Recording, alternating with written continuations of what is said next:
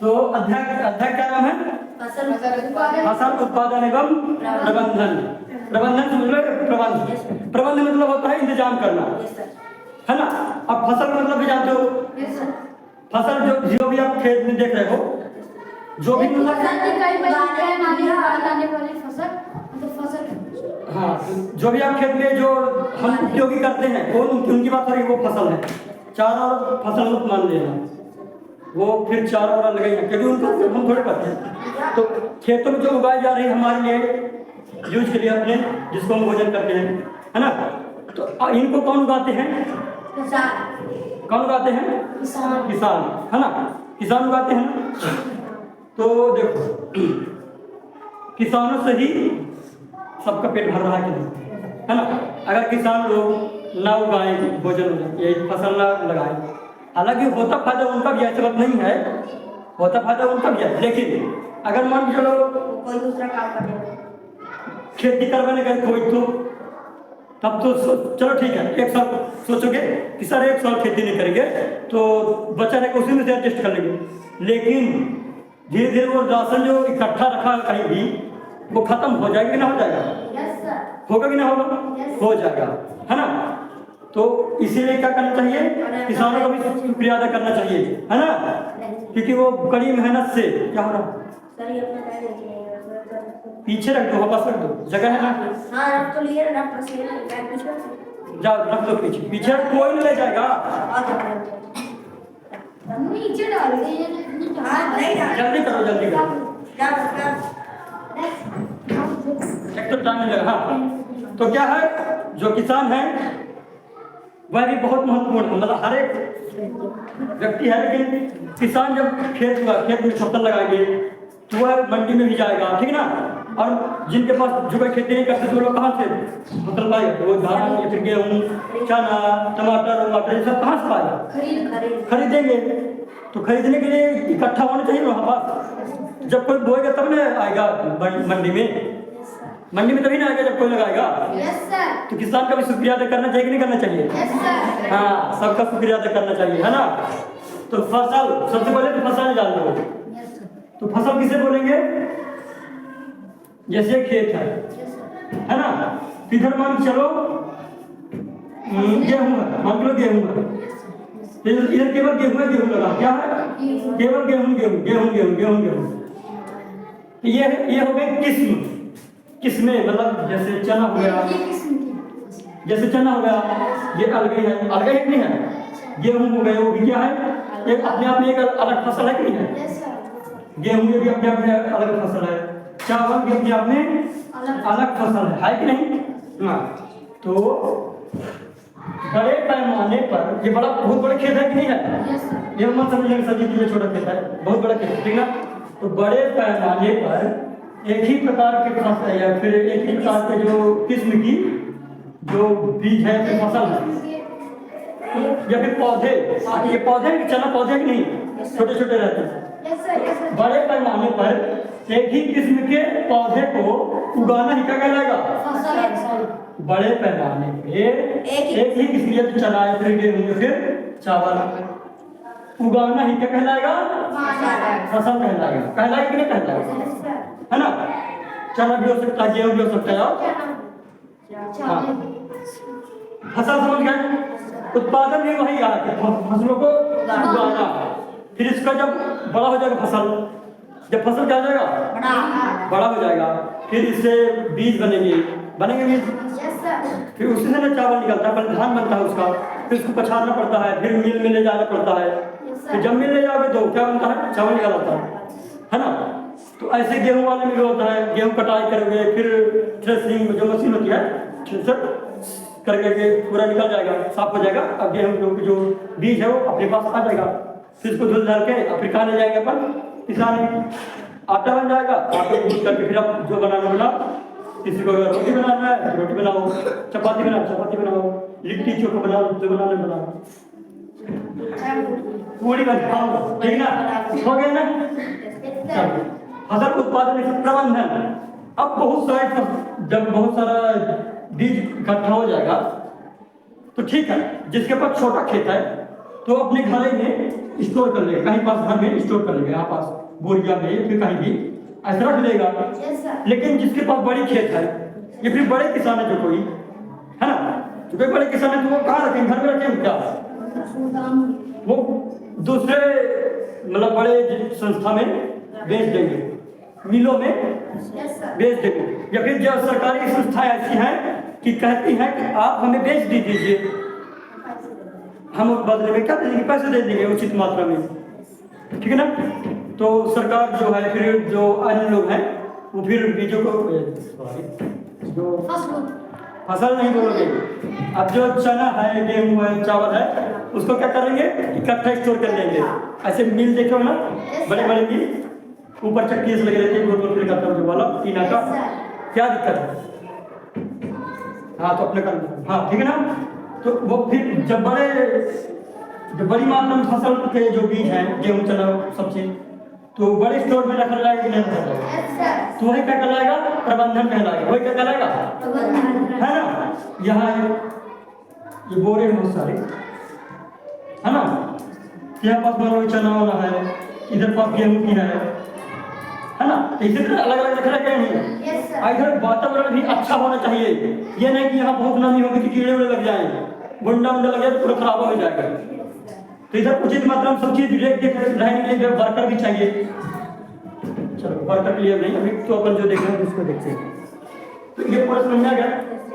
अब अपन आते हैं सीधे टॉपिक पर। हम प्रश्न अभ्यास प्रश्न के अलावा भी अलग से प्रश्न करेंगे, ठीक है ना, और उनको भी हल करेंगे, कोई दिक्कत नहीं है। इसको मिटा देना, ओके है ना, क्योंकि इधर से तो लिखने पड़ेगा तब चल नहीं मिटा, हाँ हो गया, जैसे जिसकी मर्जी हो। फसल क्या है, तो इसको पहले समझाओ डायरेक्टली बात में। Yes sir. फसल एवं उत्पादन क्या है?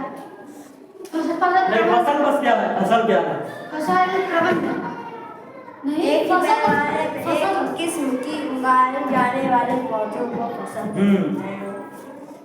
इस में किसी वाले कॉपी में किसी वाले कॉपी में, हाँ कॉपी में लिखो ना, तुम क्या कर रहे हो ना, रजिस्टर लिखना नहीं है, क्या बताऊँ, तुम पहले समझना पड़ता है।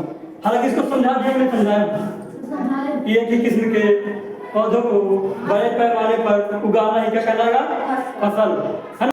फसल नहीं करो, लिख लो प्रश्न सर, इसमें भी एक लिख दिए प्रश्न, एक लिखा। अरे चलो ठीक है। हरित क्रांति क्या, या फिर हरित क्रांति से क्या आशा है, हरित क्रांति से आप क्या समझते हैं, है ना। चलो हरित क्रांति से क्या समझते हैं, हरित क्रांति क्या, तो हटाओ, कोई लिख सकते, क्वेश्चन कोई भी हो सकता है, लेकिन हरित क्रांति के बारे में आप तो आगे तो लिख लोगे ना, क्वेश्चन इस तरह कुछ भी पूछा जा सकता है। हाँ तो पहले समझ लो फिर लिखोगे, ठीक ना। तो देखो हरित क्रांति मतलब, हरित क्रांति, हरित मतलब पेड़ पौधे से रिलेटेड, और हल्ला लिखो पेड़, क्योंकि हम किसका अध्ययन कर रहे हैं अभी, फसलों का, है ना। तो हरित क्रांति किसके लिए आई होगी, फसलों के लिए आई होगी। ऐसा भी लोग पढ़े नहीं होगा, अगर पढ़े होंगे तो जानते होंगे, किताब में था, ठीक है ना। तो हरित क्रांति मतलब पता क्या है, हरित क्रांति जो है वह पता क्या करेगी, अच्छे बीजों का, जो अच्छे बीज हैं, अच्छे वाले बीज, उनको अच्छे बीजों का चयन करेगी, ठीक, और उर्वरक बनाएगी। क्या बनाएगी, यानी कि खाद, विभिन्न प्रकार के रसायनों का प्रयोग करके खाद बनाएगी, ठीक ना। और फिर विभिन्न प्रकार कीटनाशक और कीटनाशक सब सही मात्रा में बनाएगी, और फिर इसी का उपयोग कर जब करेंगे अपन, जब इसी का उपयोग करेंगे कहाँ, फसलों में, तो फसल अच्छे किस्म के होंगे कि ना होगी, फसल की बढ़ोतरी होगी कि ना होगी, होगी ना। तो इसको भी बात है उसके साथ, ठीक है ना। अभी जब ऊपर को समझ आना,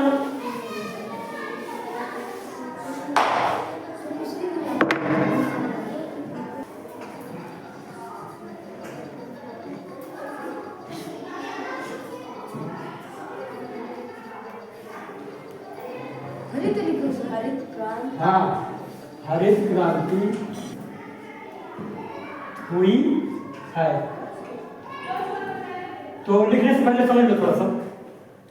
अभी मत लिखो, रुक तो जाओ। हाँ, अभी मत लिखो कि समझ लो, मैं हट जाऊंगा अपने आप। लेकिन असल में अब नौवीं में जाओ बिना तो इस तरह नहीं होता। अगर इस तरह लिखवा दिया गया है तो मिटा देंगे सर जल्दी। लेकिन ये मत समझ लेना कि जैसे मैं बता रहा हूँ उस तरह कोई बताएगा नहीं तो सर आप लेकर जाए जल्दी। हाँ, अब वो तो लिखवाएंगे नहीं, ऐसे बोलेंगे। तो ये आदत अपनी बिगाड़ना नहीं मेरे वजह से, मैं इसलिए पहले से सचेत कर रहा हूँ तुम लोगों को, ठीक है ना। हाँ, तो देखो एक बात तो समझ लो, अच्छे से समझना। देखो, हरित क्रांति का तात्पर्य खेती में उस तीव्र वृद्धि से है जो अधिक उपज देने वाले बीजों, रासायनिक उर्वरकों व नई तकनीकी के परिणाम स्वरूप हुई है या फिर फलस्वरूप हुई है। तो इसका मतलब यह है कि अब समझना पड़ेगा, इधर बात में समझना।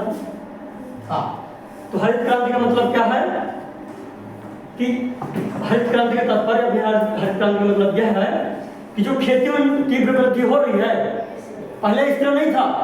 अब हरित क्रांति आने के बाद खेती की तीव्र वृद्धि हो रही है, ठीक है ना। क्यों हो रही है? क्योंकि हरित क्रांति उच्च किस्म के बीजों का चयन करती है। उच्च किस्म के बीज मतलब अच्छे बीजों का चयन करती है, ठीक है ना, ऐसे प्रयोग करके, है ना। और रासायनिक उर्वरक समझ रहे हो, खाद जिसको बोलते हैं, ये वाला खाद नहीं, गाँव वाला खाद नहीं, जो बोरिया में आता है, है ना। उसमें देखे होगे ना, यूरिया और पोटेशियम जो रहता है, DAP जो होते हैं, उन वाले उनका भी क्या करते हैं, निर्माण करते हैं, है ना। और नई तकनीकी मतलब कि अब नई विधियां आ रही हैं कि हमें खेती को किस प्रकार से करना चाहिए। अगर खेती मतलब जैसे हम चना उगा रहे हैं तो चना किस मिट्टी में अच्छे से होगा, या फिर चना जैसे उगा रहे हैं तो उसके लिए मिट्टी के मतलब पीएच कितना होना चाहिए, अम्लीय होना चाहिए, थोड़ा क्षारीय होना चाहिए, पीएच कितना होना चाहिए। अगर पीएच आप लोग शायद नहीं जानते हो, पीएच मतलब देखो, अगर पीएच मतलब कि अगर साफ रहेगा पीएच तो ना तो खट्टा रहेगा ना कड़वा रहेगा, कुछ रहेगा, ऐसे शुद्ध रहेगा। जैसे पानी का पीएच साफ होता है तो पानी शुद्ध है, उसको हम पीते हैं। अगर पीएच का मान बढ़ रहा है, जैसे 8 हो गया, 9, 10, 11, 12, तो अगर पीएच का मान बढ़ेगा तो इसका मतलब है क्षारीयपन बढ़ेगा। अब पीएच का मान घटेगा, जैसे 6 हो गया, है ना, 5 हो गया, अम्लीय होगा। अब समझ रहे ना। तो अम्ल जितने भी होते हैं तो पीएच उनका 7 से कम रहेगा। क्षारीय जितने भी होते हैं, साबुन जो देख रहे हो ना, साबुन उनका पीएच हाई रहेगा, इनसे ज्यादा है ना। समझ गया इसको। इसका तात्पर्य क्या है कि अच्छे बीजों का चयन करना, और रासायनिक उर्वरकों जो है उनका भी निर्माण करना, ताकि जब इसका उपयोग करेंगे तो अच्छी फसल होगी ना होगी, क्योंकि बराबर मात्रा में हमें सभी पोषक तत्व मिलेंगे, हमें मतलब नहीं पेड़ पौधे, है ना। ये समझ लेंगे सजीव पोटेशियम खाद का मतलब जो उर्वरक खिला दो उसको। अभी मत लिखो, रुक तो जाओ। हाँ, अभी मत लिखो कि समझ लो, मैं हट जाऊंगा अपने आप। लेकिन असल में अब नौवीं में जाओ बिना तो इस तरह नहीं होता। अगर इस तरह लिखवा दिया गया है तो मिटा देंगे सर जल्दी। लेकिन ये मत समझ लेना कि जैसे मैं बता रहा हूँ उस तरह कोई बताएगा नहीं तो सर आप लेकर जाए जल्दी। हाँ, अब वो तो लिखवाएंगे नहीं, ऐसे बोलेंगे। तो ये आदत अपनी बिगाड़ना नहीं मेरे वजह से, मैं इसलिए पहले से सचेत कर रहा हूँ तुम लोगों को, ठीक है ना। हाँ, तो देखो एक बात तो समझ लो, अच्छे से समझना। देखो, इसका तात्पर्य क्या है कि अच्छे बीजों का चयन करना, और रासायनिक उर्वरकों जो है उनका भी निर्माण करना, ताकि जब इसका उपयोग करेंगे तो अच्छी फसल होगी ना होगी, क्योंकि बराबर मात्रा में हमें सभी पोषक तत्व मिलेंगे, हमें मतलब नहीं पेड़ पौधे, है ना। ये समझ लेंगे सजीव पोटेशियम खाद का मतलब जो उर्वरक खिला दो उसको। बस इतना सब। हाँ, बस फसलों को काटने का कहलाएगा ये। लेकिन नहीं, वो तो थ्रेसिंग है। अपन किताब के भाषा थोड़ी सी लिख लें। ये वो सही रहता। देखो पहले समझ लो, अगर लिख नहीं पा रहे हो तो। हाँ, तो क्या है हार्वेस्टर? क्या है? जिस भी मशीन से आप काटते हो फसलों को, वो क्या है? हार्वेस्टर। पहले के जमाने में क्या मशीनें थी। तो हमारे पहले के जमाने की मशीन कौन थी? हंसिया थी। तो भी हार्वेस्टर का काम कर रही है कि नहीं कर रही है? तो हंसिया भी क्या है? एक प्रकार की मशीन ही समझ लो, वो भी मशीन ही का एक प्रकार का, लेकिन वो मशीन ऑटोमेटिक नहीं है, उसको हाथ से करना, वो भी मशीन ही है समझ लो। तुम जान नहीं क्या? कोई दिक्कत नहीं है, मशीनें भी आ गई, अच्छी अच्छी मशीनें आ गई ना। चौथा प्रश्न नंबर कंबाइन किसे कहते हैं? देखिए, अच्छा थ्रेसिंग पहले मैं थ्रेसिंग किसे कहते हैं? लाइट चलते कोई दिक्कत नहीं है। थ्रेसिंग किसे कहते हैं? किसे कहते हैं?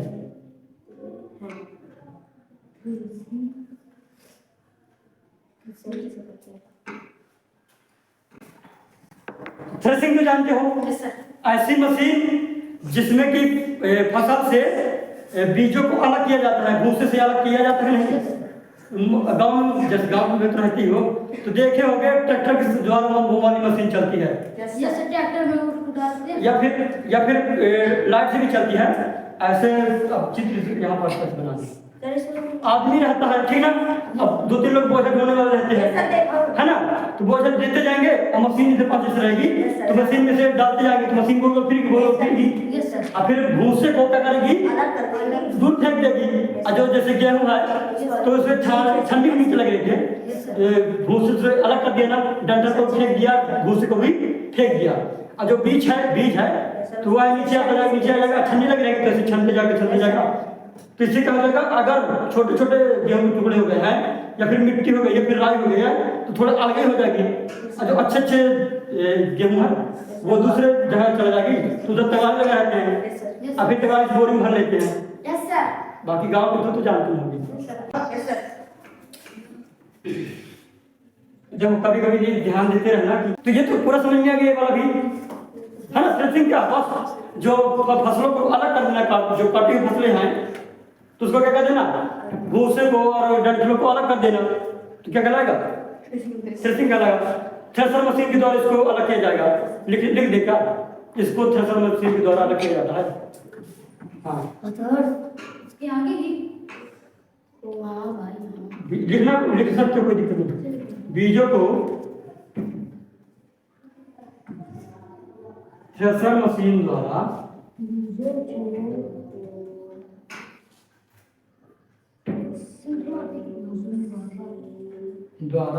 अलग किया जाता है, अलग किया जाता है।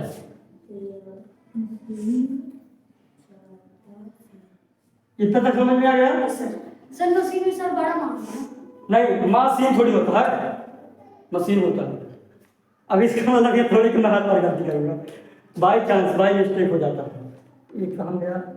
हाँ, बस कलर बहुत ज़्यादा नहीं अपने पास, भाई कोई दिक्कत नहीं है, क्या कलर से करे चाहे नहीं, है ना। इसको भी स्टार्ट करें। इतना बड़ा लिख रहा हो, जैसे कोई 2 किलोमीटर में होगा तो भी देख लेगा। बिठा दें क्योंकि समझ में आ गया ना। अब अगला क्वेश्चन क्या होगा? कंबाइन मशीन क्या है? हाँ, अच्छा चित्र भी देखते जाओ, सही रहेगा, अच्छे समझा पाऊंगा। देखिए सर, याद करना। हाँ भगो, याद करना हो। पेज नंबर, हाँ, पेज नंबर से क्या मतलब? 11। चित्र मैं देखूंगा, तुम लोग नहीं, हम देख लोगे, कुछ दिक्कत नहीं।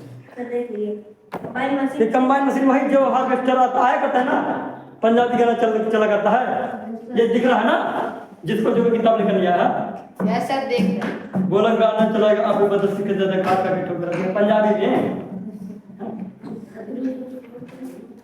तो अब लिखो कंबाइन मशीन क्या है। क्वेश्चन अगला क्या है? कंबाइन मशीन क्या है? इसे कैसे बोलें?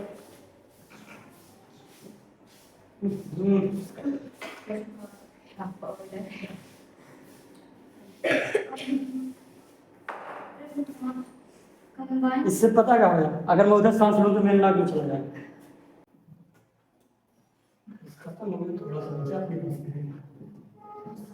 ठीक है ना। तो कंबाइन मशीन क्या है? जो दोनों काम करे, काटने का भी काम करे और बीजों को अलग करने का भी काम करे। इतना तक समझ में आ गया? Yes sir. फिर से देखो, कंबाइन मशीन क्या है? जो कि कटाई का भी काम करे और साथ ही साथ क्या करे, बीजों को अलग करे, भूसों से, भूसी और डंठलों से अलग करे। यानी कि जो दोनों काम कर रहा है वो कंबाइन मशीन है। वो फसल की कटाई करने के बाद फसल से बीजों को अलग। हाँ, वो कहा कंबाइन मशीन। अब किधर तो वह भी लिखा होगा, वह मशीन जो हार्वेस्टर तथा थ्रेसर दोनों को कार्य करती है।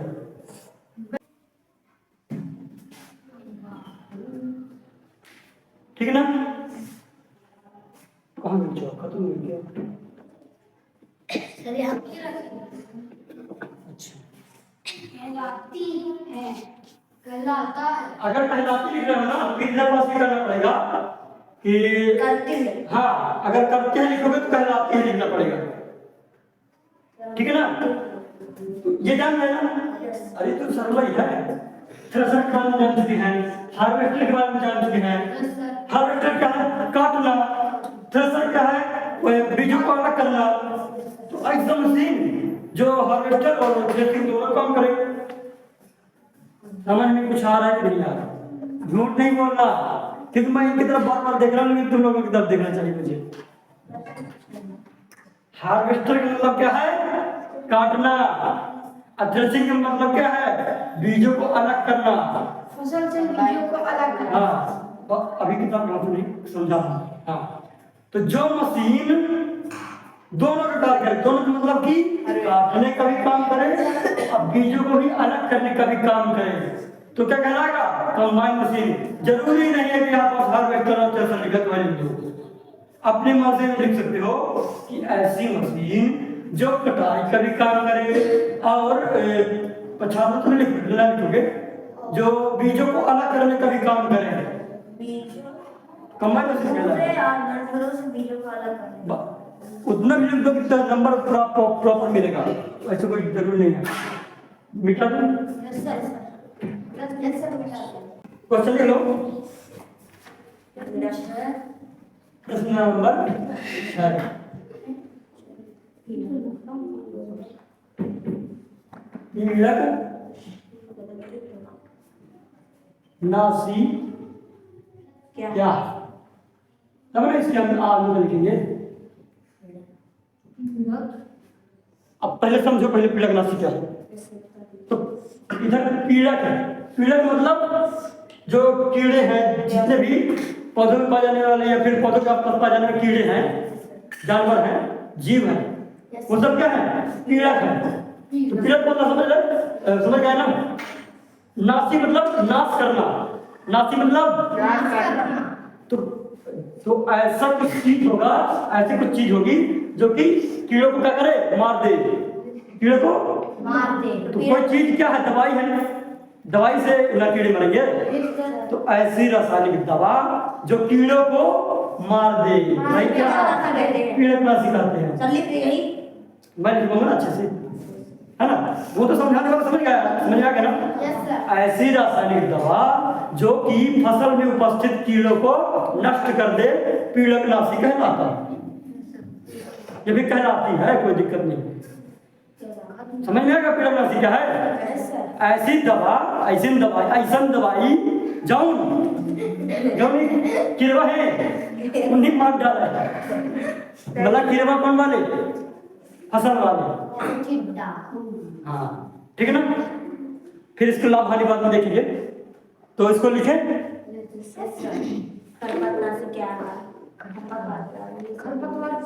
वैसे मेरे को लगता है कि ये वाला कितना क्वेश्चन होना चाहिए, लेकिन नहीं है। खैर लिखो, ऐसी कीड़ों क्योंकि बहुत सारे कीड़े हैं ना, कीड़ों। तो समझ लो, अब समझा तो दिए एक बार, क्योंकि आपका समझा, बस लिख लो इसको। क्वेश्चन अगला फिर यही बताऊंगा कि पीड़कनाशी के लाभ एवं हानियां लिखिए। उसको बेटा दो पढ़ो। क्वेश्चन नंबर कौन आएगा? 7। पीड़कनाशी जानेंगे ना अपन लोग क्या है? तो संबंधित क्वेश्चन ये इसका आंसर भी बहुत बड़ा है।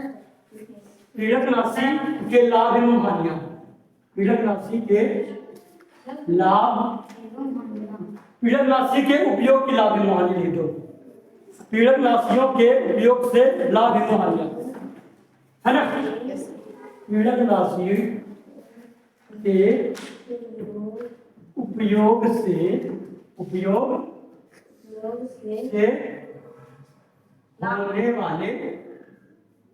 होने वाले लाभ एवं हानियां, क्योंकि ये क्वेश्चन किताब में नहीं है, वो अपने से बनाया हूँ, है ना।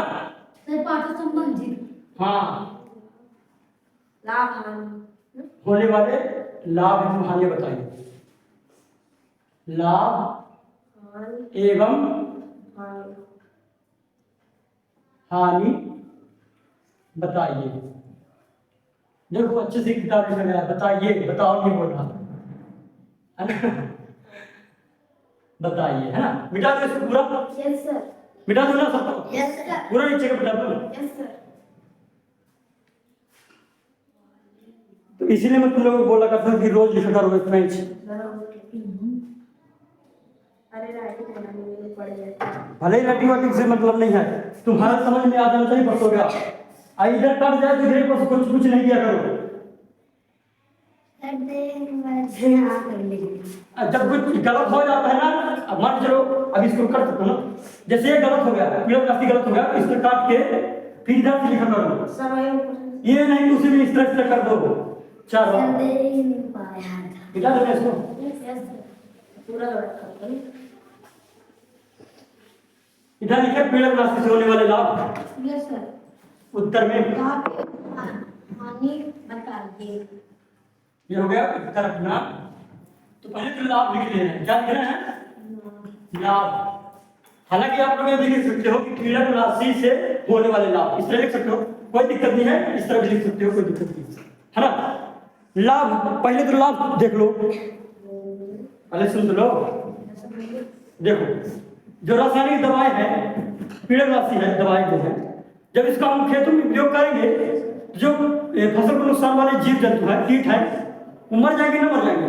लेकिन सर जो फायदा देता अभी नहीं, अभी नुकसान को अभी लाभ पड़ रहा है, इसीलिए अभी लाभ के बारे में जानते, फिर वो तो ठीक बोल रहे हैं। हाँ, तो जब इसका उपयोग करेंगे रासायनिक दवाओं का, वही रासायनिक दवा कौन वाली? पीड़क राशि, जो कि कीटों को मारती है। जब खेतों में उपयोग करेंगे, कीड़े मर जाएंगे ना मर जाएंगे। जब कीड़े मर जाएंगे तो फसल नुकसान होगा ना होगा? होगा। इस तरह का बोल रहे हैं। जब कीड़े ही मर जाएंगे तो फसल को कोई नुकसान होगा नहीं होगा। तो दो फायदे हो गए ना। पहला ये कि हानिकारक कीटे मर जाएंगे, और दूसरा जब हानिकारक कीटे मर जाएंगे तो फसल की वृद्धि अच्छी होगी, खेती में बढ़ोतरी होगी, खेती में।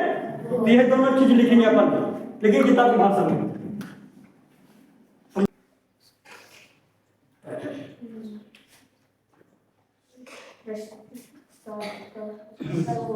बढ़ोतरी, बढ़ोतरी मतलब कि बढ़ेगी। सर अब हानि करते। हाँ, हानि लिखना, लिख पहले तो लिख लेंगे लोग। टाइम हो गया भैया, हानि नहीं लिख पाएंगे इस तरह में। टाइम हो गया, हानि नहीं लिख पाएंगे इस तरह में। सर ऊपर मिटा दीजिए। हानि लिख दे। Yes sir. हानि, फसलों में उपस्थित हानिकारक कीटों के साथ साथ अच्छे जीव या फिर कीट भी, अच्छे जीव जंतु भी नष्ट हो जाते हैं, नष्ट हो जाते हैं।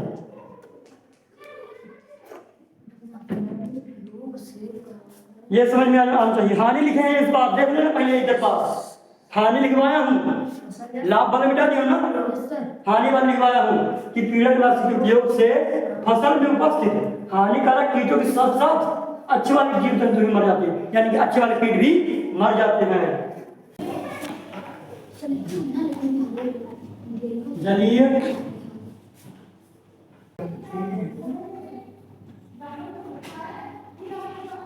हाँ, देखो लिख लिया। हाँ, एक बार खत्म बताते हैं ना, लिख गया सबका। हाँ, पहले आप समझो। तो जब चलो चित्र बना के समझाओ थोड़ी सही। जैसे खेत है, हालांकि ऐसे बताओ तो अपने दिमाग में खेत समझो कि खेत है, एक फसल है, कोई भी फसल हो सकती है, ठीक ना, कोई फसल हो सकती है, ठीक ठीक। अब इधर क्या डालेंगे अपन, खाद। खाद कौन वाली लेंगे, उर्वरक जो फैक्ट्री से बनकर आती है, यूरिया है ना, डीएपी जो आती है वो वाली खाद की बात है, ठीक। तो जब खाद डालें इधर, खाद की बात हो रही है, एक सेकंड, खाद की बात नहीं हो रही, कीटनाशक की बात हो रही है, तुम लोग उल्टा सीधा करवा देते हैं। कीटनाशक मतलब कि वैसी रासायनिक दवा जो कि किसको मारे, कीटों को मारे। तुम लोग जैसे ऐसे करवा के, हाँ फिर सुनो, हटा दो, खाद नहीं है वो, खाद नहीं है, क्या तो खाद कहाँ निकला इधर पास, ये खाद्य है, भोजन। अब समझो, अरे कोई केवल बताओ खाद। तो जो कीटनाशी क्या था, रासायनिक दवा जो कि कीड़ों को मारे। तो जब हम इस खेत में मशीन से दवाई डाले, ढाके इसलिए रहा ताकि हमारे शरीर, हाँ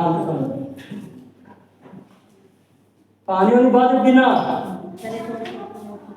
बाकी पी सकते हो सुनते सुनते, ठीक ना, लेकिन अगली बार ध्यान देना। हाँ, तो जब एक मशीन से डालेंगे, ठीक, तो खेत में पड़ेगा, लेकिन क्या होगा, क्या बोला जा रहा है कि जब जैसे डाले फिर लंबे समय तक अगर यह बना रहा, कौन, वही रसायन जो दवा डाले हैं कीट मारने वाला, तो अगर लंबे समय तक बना रहा तो मिट्टी मिलेगी कि नहीं मिलेगा, तो एक तो जीवों को नुकसान पहुंचाएगा, जो कि हमने पहले भी देख चुका है, पहले वाले में यही देखा था हाल में, और दूसरा क्या देखा था, जल प्रदूषण वाला, समझ नहीं आ रहा, फिर सुनो, इधर लंबे समय तक रहेगा ना धरती में, और पानी में भी लंबे समय तक रहेगा।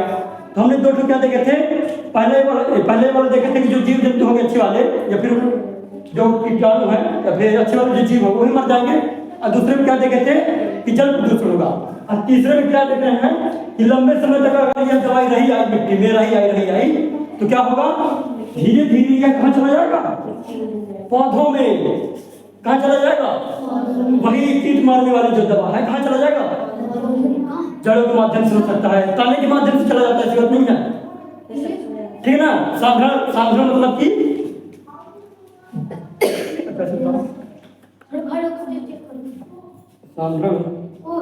साधारण मतलब वह है कि मान के यहाँ पास इधर पास कोई बाहरी इन्वायरमेंट है, इतने समझो, चलो साधारण मतलब है, समझ लो जैसे पानी है, और जो हम कलर डाले हैं, कलर डाले हैं वह क्या है, एक समझ ले, समझ लो कि क्या है, दवाई है, कौन वाली दवाई, कीट मारने वाली, ठीक ना। इसको समझ लो पेड़, इसको समझ लो पेड़ बहुत सारे लगे हैं, थोड़ी बहुत दवाई डालें तो ठीक कीड़े मर जाएंगे, लेकिन अच्छे वाले कीड़े मर जाते हैं, इससे हानि तो नहीं आएगी, ठीक ना। और क्या होगा, जब और मात्रा में दवाई रहेगी तो वह जो दवाई है वो मिट्टी में मिलेगी, फिर कहाँ जाएगी, पेड़ में। वही अगर कलर वाला जो रहेगा बिलियन सोल्यूशन नहीं कलर वाला अगर पानी होगा, तो अगर इसको मैं चौक को डालूंगा तो कलर फिर चल जाएगा। यही समझ लो कि जब ज्यादा मात्रा में रसायन रहेगा वो वाला खतरनाक वाला जिसे कीट मारे थे, तो धीरे धीरे कहाँ चला जाएगा, पेड़ पौधे में चला जाएगा। और जब पेड़ पौधे में चला जाएगा तो अब ये सोचो कि पेड़ पौधे में बहुत लोग खाते हैं, जो उसका बीज होगा चिड़ियों खाते हैं, हम लोग भी खाते हैं नहीं खाते, तो हम लोगों को नुकसान पहुंचाएगा नहीं पहुंचेगा, यही पूरा लिखा हुआ है। देखो जलीय जीवों में इनका साधारण होने लगता है। जलीय जीव मतलब कि चाहे केंचुआ हो, चाहे सूक्ष्म जीव हो, चाहे पेड़ पौधे, जलीय जीवों में इनका साधारण होने लगता है। इनका किनका, वही रासायनिक दवाओं का, ठीक, क्योंकि इन रसायनों का अपघटन सूक्ष्म जीवों द्वारा नहीं हो पाता, नहीं हो पाता। मतलब कि जो छोटे छोटे सूक्ष्म जीव है इसको तोड़ नहीं पाते, खत्म नहीं कर पाते, नष्ट नहीं कर पाते, तो इससे क्या होगा, जिस कारण से यह मृदा व जल में लंबे समय तक बने रहते हैं। मतलब लंबे समय तक ठहरा रहेगा कि नहीं, वही जब लंबे समय तक रह जाएगा तब क्या होगा, यह मतलब रसायन, वही रसायन। तो रसायन खाद्य श्रृंखला में प्रवेश करके सभी जीवों के साथ साथ मनुष्यों में भी रोग उत्पन्न करेंगे। इसका मतलब यह है कि जब यह लंबे समय तक बने रहेगा, पेड़ में भी चला जाएगा, तो खाद्य श्रृंखला मतलब होता है जो कोई भोजन करते सभी, गाय भी करती ना, चारा और खाती कि नहीं खाती, या फिर जो फसल है तो उसको भी बहुत से जानवर खाते हैं, इसको भी खिलाया जाता है, गेहूं भी खिला देते कभी कभी, है ना। तो फिर जो भूसा से बनता है वो भी खिला देते हैं। तो अगर वो ग्रसित होगा किससे, रसायन से, रसायन से दवाई से ग्रसित होगा, वही बीज दाना डंठल कुछ भी जो चारा और खाएगी गई उसको बीमार करेगा। हम भी खाना खाते हैं, खाना खाते कि नहीं खाते, हम भी बीमार हो जाएगा ना, हो जाएंगे। कई बार क्या होता है कि इससे बह करके रसायन कहाँ चला जाता है, नदियों में चला जाता है। पानी जैसे देखो बस आपके से चल रहा है, इसमें दवाई डाले तो अब पानी बहुत बरसा, तो रसायन बह करके कहाँ जाएगा, फिर नदियों में जाएगा। नदियों में मछलियां हैं, धीरे धीरे मछलियों को तक जाएगा, जा सकता ना। अब बहुत लोग जैसे मछली खाते हैं तो उनमें भी ये रोग उत्पन्न हो सकता नहीं हो सकता। यह लिखा गया है कि खाद्य श्रृंखला में प्रवेश करके सभी चीजों के साथ साथ मनुष्य में भी रोग उत्पन्न करेंगे। खाद्य श्रृंखला मतलब कि एक ही चीज को बहुत, जैसे खाद्य श्रृंखला फिर लास्ट में बताएंगे, लास्ट में कब खाद्य पार्ट में है, ठीक है ना। इसको बता दो टाइम से टाइम बताइए, देखो 3 बजने लगे।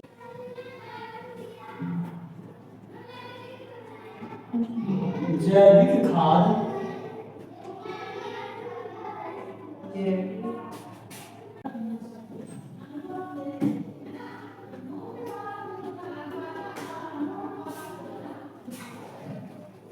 लगाया जाता है ना, लगाया जाता है ना थोड़ा सा,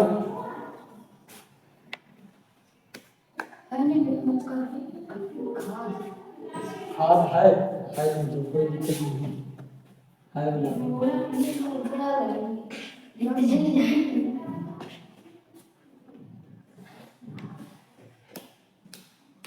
वही तो बोल तो देता हूँ, लेकिन भले दिक्कत नहीं, लेकिन शायद एक बार पढ़ना चाहिए, कोई दिक्कत नहीं है। हाँ लिख गया, लिख गया। Yes sir. तो देखो जैविक खाद है क्या, जब पूछा जाए कि जैविक खाद क्या है तो आप लोग अभी तक समझे केवल, है ना। हाँ जैविक खाद के बारे में तुम लोग जानते हो, वही गोबर से जो खाद बनता है। तो इसमें क्या बताया गया है, पहले दे जान लो अवशिष्ट पदार्थ क्या होता है। जैसे पेड़ों का अवशिष्ट पदार्थ क्या होगा, उनकी गिरी हुई पत्तियां, सूखी हुई डंठलें, पतली पतली डंठलें, ये नहीं मोटी मोटी बोल रहा हो शाखाएं ना हो, वो तो लकड़ी का है। पत्तियां क्या हो गई, चारों ओर कहीं काट के फेंक दे तो वो भी अवशिष्ट है, ठीक। बाकी समझना, ठीक है। अवशिष्ट कचरा समझ लो, जैसे पत्ती गिरी तो पत्ती के लिए क्या है, वो अवशिष्ट है, कचरा है। हमारे लिए कचरा क्या है, जो हम मल त्याग करते हैं कि नहीं करते, वह अवशिष्ट है। क्या है, लिख गया तुम्हारा, समझने पर ध्यान दो। जो टमाटर फिर आलू छीलते हैं वह क्या है, अवशिष्ट है, अवशिष्ट पदार्थ है ना।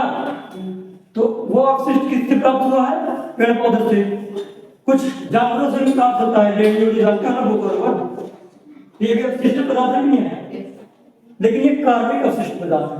क्या प्लास्टिक अवशिष्ट पदार्थ है, तो आंसर है नहीं, क्योंकि प्लास्टिक को सूक्ष्म जीव नष्ट नहीं कर पाते, ठीक ना। तो कार्बनिक इसलिए लिखा गया था, जैविक मतलब जीवित वाले, ये पेड़ पौधे पहले जीवित थे ना, ये गोबर कहाँ से है, जो जीवित था, कार्बनिक भी लिखा है, कार्बनिक ना भी लिखो तब भी चल जाएगा, जैविक लिख दोगे तब भी चल जाएगा। तो अब इसको पढ़ेंगे, हाँ अभी बताया। तो इन्हीं को इकट्ठा करके किसान का कर देते हैं, यदि इकट्ठा डाल देते हैं, फिर गड्ढा बना करके उसमें डाल देंगे, चारा वारा जो लेनी होगी मिट्टी थोड़ी बहुत मिला देंगे। अब क्या हो जाएगा, धीरे धीरे सूक्ष्म जीव पनप जाएंगे उधर, सूक्ष्म जीव जब 2 अध्याय पढ़ाएंगे तो समझ में आएगा अच्छे से, है ठीक ना। तो गड्ढे में अब सूक्ष्म जीव पन पे अब उसको तोड़ेंगे। किसको तोड़ेंगे? पत्ती उत्ती जो एकदम भुरभुरा कर देंगे, खाएंगे उसमें तो केचुआ उसको खाएंगे, फिर वो अपना मल त्याग करेंगे। तो इसमें लोग अपघटन हो गया। क्या हो गया? अब वही अपघटन पदार्थ क्या है? खाद। बकरी आई, चारा खाई, पत्ते दिखाई, उसको तोड़ रही, वो जो पत्ते दिखाई उसको तोड़ रही कि नहीं तोड़ रही? कुछ एनर्जी अपने पास रख ली और कुछ मल के रूप में त्याग कर दी। क्या कर दी ना? वही धीरे धीरे खाद बनता है ना, वही लेड़ी गोबर बनता नहीं, बस कुछ नहीं, यही खाद है, इसी तरह बनाया जाता है। ऐसे गाँव बना जा सकता है, लेकिन क्या है इसे हम गाँव बनाए, इसे हम स्वयं बना सकते हैं। और लिखा है किसान खुद बनाते हैं, मतलब घरों में बनाया जा सकता है। आता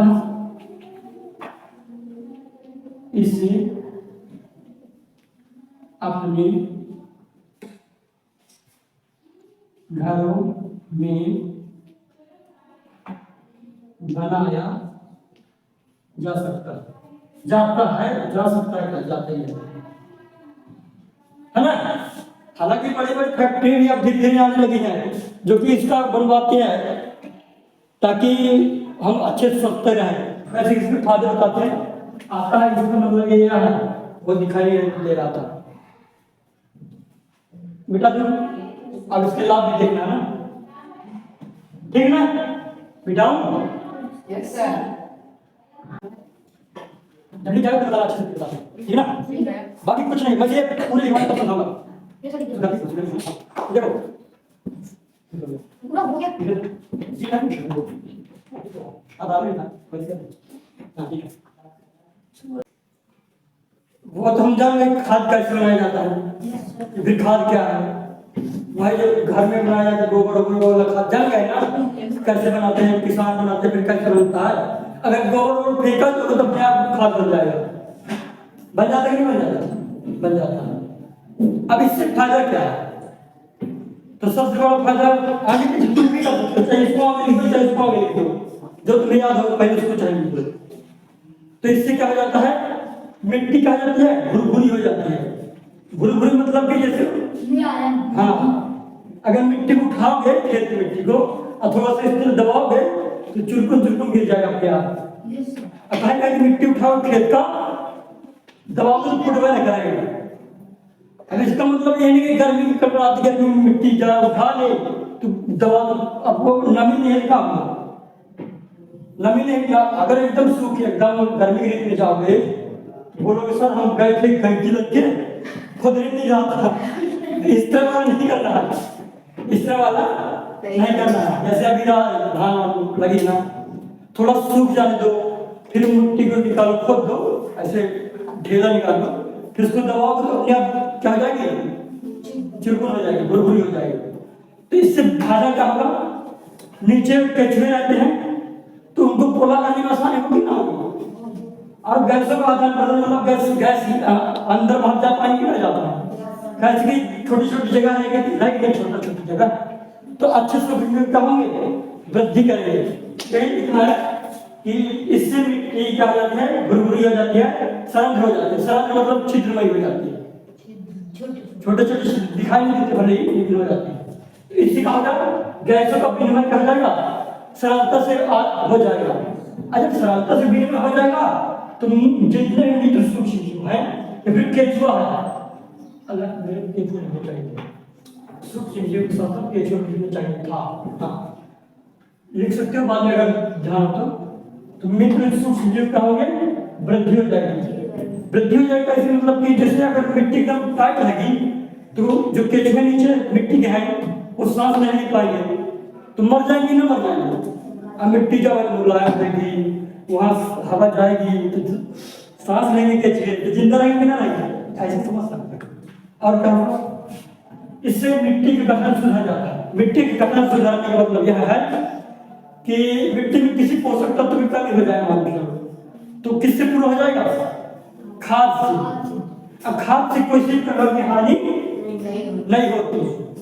अभी प्रमाण देखें, इससे मिट्टी जल धारण क्षमता बढ़ती है। मतलब कि जब मिट्टी खाद खेत में, तो खाद में कभी भी पानी आप डालोगे ना तो पानी जल्दी सूख लेता है।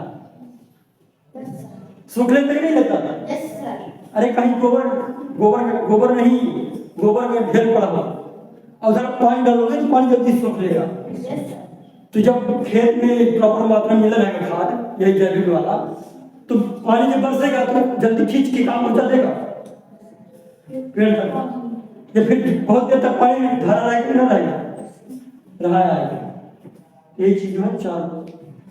तो समझ में आ गया? पहला क्या है?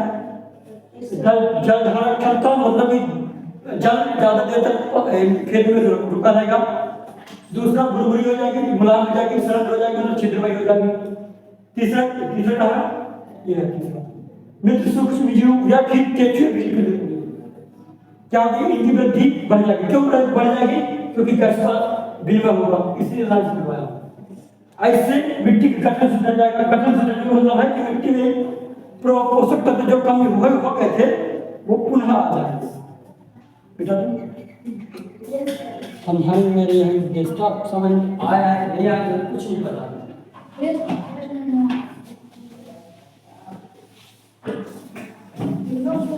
इसलिए अब अच्छा धीरे धीरे इस तरह होने लगा है। अच्छे से मिटाना पड़ेगा।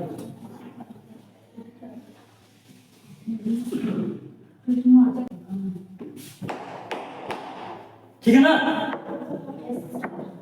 मैं चढ़ के ऊपर चढ़ाना चाहिए था। तो कोई दिक्कत थोड़ी है। ठीक है ना? तो जिताई किसी का खेल में जो मिट्टी है उसको उलटना क्या कहलाएगा?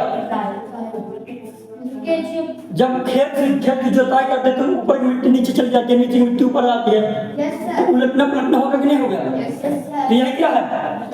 जुताई है। इसी तरह लिखना है, मिट्टी को उलटने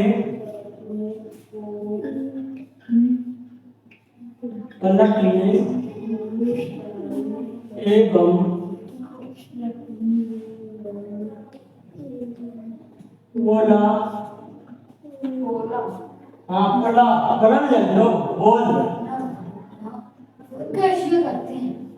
करने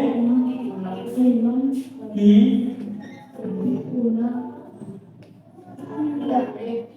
प्रक्रिया को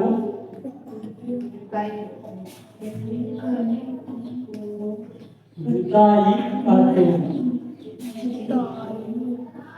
कहते हैं। कहते कि नहीं कहते? हाँ,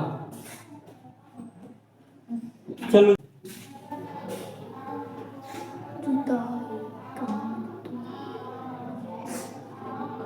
खाद एवं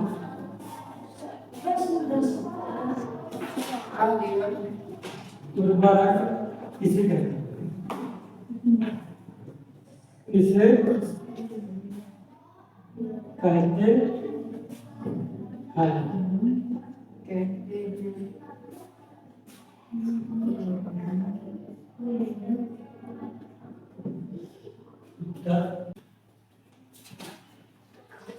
लिख दिया बताना।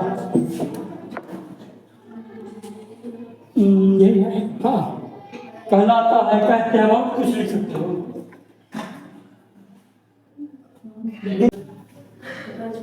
देखो फिर हो गया ना? Yes sir. अभी इन लोगों को बताते हैं कैसे लिख गया। चलो ठीक है। अभी इसलिए बोला था तुम्हें बहुत पूछना रोज कम से कम एक पेज लिखा करो। अब बताते तुम लोग क्या करते हो। ये क्वेश्चन खत्म हुआ, 2 लाइन छोड़ दो, 2 लाइन उसके बाद लिखो। ये देखो पूरा पुट्टी पुट्टी की है। अब एक मेन कॉपी नहीं है, ये मेन कॉपी में अच्छे से लिखना। 2 लाइन छोड़ दो, फिर तुम अगला क्वेश्चन करो। हाँ, 1 लाइन 2 लाइन कुछ भी। हाँ, 1 लाइन ठीक है ना? ये नहीं कि सब मिला दे, हाँ बाद में करते हैं, काहे नहीं हाँ जहाँ भी करना हो है ना, तुमने समझ में किसी ऑप्शन किसी मिला दो सब बिठा दो। अच्छा समझा कहूँ, अरे ऊपर वाला समझ गया ना, मिट्टी को उलटने पलटने के प्रक्रिया क्या बोलते हैं, जुताई। खाद खाद या फिर उर्वरक क्या है कि ये ऐसे पदार्थ हैं, अब अपने मुझे ये ऐसे पदार्थ हैं या फिर ऐसी चीज है जिनको कि मिट्टी में लाया जाता है। जब मिट्टी में लाया क्या लगा, मिट्टी में पोषक तत्व की जो कमी होगी तो पड़ जाएगी। मात्र खेत है, क्या है खेत। ये फसल होगा, ठीक है ना। अच्छा मिट्टी में ये मिल रहा है, ये जड़ है, इधर क्या है, पोषक तत्व है, नाइट्रोजन भी यहाँ आ जाता है। फिर बताओ नाइट्रोजन कैसे नीचे आता है, nitrogen phosphorus, nitrogen phosphorus sulphur सब चीज इधर रहता है मिट्टी में, ठीक है ना। तो इधर से यूज करेगा, मान लो कि हमने ऐसा पौधा लगाया जो कि ज्यादातर मात्रा में क्या यूज कर रहा है, यूरिया। क्या यूज कर रहा है, यूरिया कभी होगी ना, होगी ना। जब अगली बार किसी भी खेत लगाएंगे, खेत में कुछ उगाएंगे, यूरिया कम हो गई है, अब हम फसल लगाए तो क्या अच्छे से होगी, नहीं होगी। तो इसके लिए हम क्या करेंगे, खाद डालेंगे। जब खाद डालेंगे तो मिट्टी गठन से कर जाएगा, पोषक तत्व फिर से उस तरह आ जाएगा। यही था मिट्टी पोषक तत्व बना रखने के लिए क्या करते हैं, उसको मिलाते हैं खाद। खाद क्या छिड़कते हैं, क्या छिड़कते खाद, ये पेड़ खाना खा ले, लेकिन पेड़ पौधे तो ऐसे खा नहीं खाते जिस तरह हम खा लेते हैं। रसगुल्ला नहीं है कि डालते हैं तो समझ लो रसगुल्ला तो खा लो, वो जब तक मिट्टी मिलेगा नहीं तब तक पेड़ में नहीं जाएगा। कहे के माध्यम से जाएगा, जड़ के माध्यम से, और जो क्यों अब साथ में अब नहीं आते हैं तो मत तो लाइन छोड़ के मेरा लिखने में ध्यान नहीं, जो ज्यादा समझने में ध्यान है। जीव क्या है,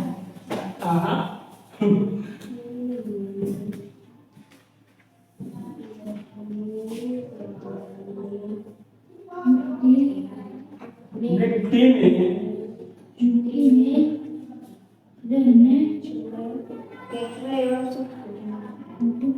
रहने वाले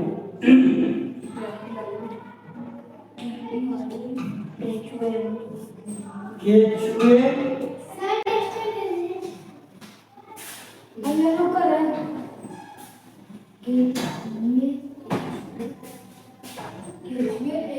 एवं सूक्ष्म जीव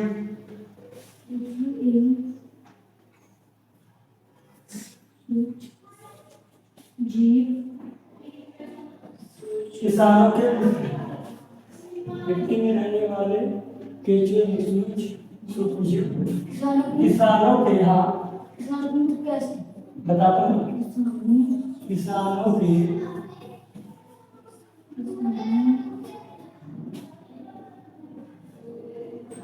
मित्र है। बताइए कैसे, बताइए क्यों, बताइए क्यों।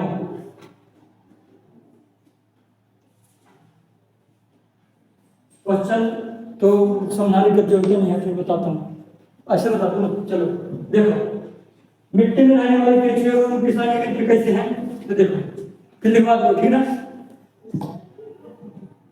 तो देखो आप लोग जानते हो कि जो केचुए हैं मिट्टी को पोला करते हैं, पोला करते कि नहीं करते, जिससे मिट्टी क्या हो जाती है, भुरभुरी हो जाती है, सरल हो जाती है, और गैसों का विनिमय होने लगता है। वही आदान प्रदान नहीं सकते, कोई दिक्कत नहीं है, क्योंकि हम ये चीज पढ़ चुके हैं ना।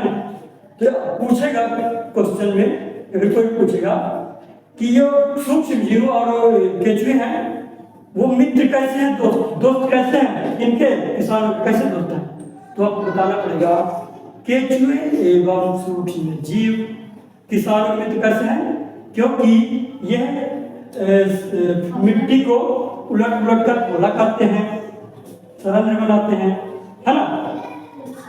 और क्या करते हैं, पोषक तत्व को बढ़ाते हैं, बढ़ाते कि नहीं बढ़ाते, Yes, sir. यही कोई दिक्कत नहीं है। फिर बताइए सांप कैसे मिलते हैं, ठीक है ना। इधर सांप किताब में नहीं लिखा, लेकिन बताएंगे सांप क्यों मित्र है किसानों का, बताएंगे बाद में। किसान एक मित्र एवं शत्रु। नहीं, अभी बताएंगे ये वाला क्वेश्चन समाप्त होने के बाद।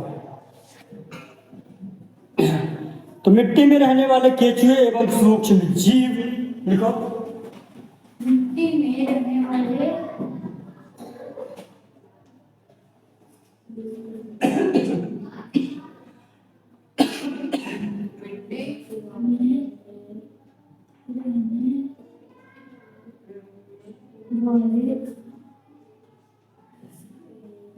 रहने वाले हैं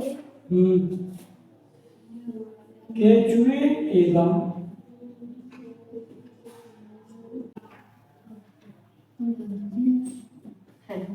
तो डेढ़ लेते हैं हम दूसरा।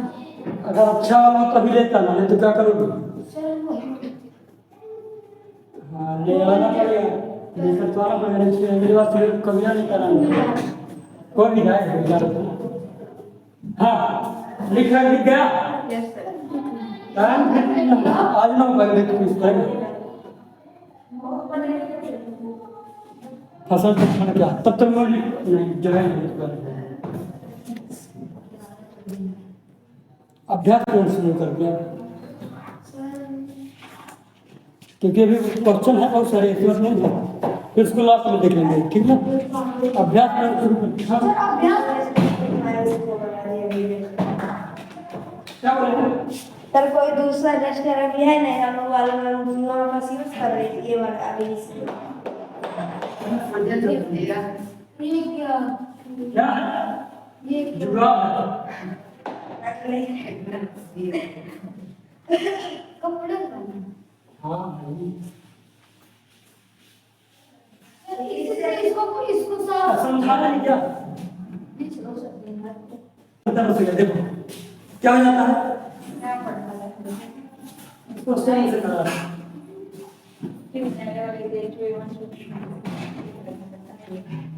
बताइए अपने केंचुए को किसान वाले तो बोले थे ना, और केंचुआ ना होता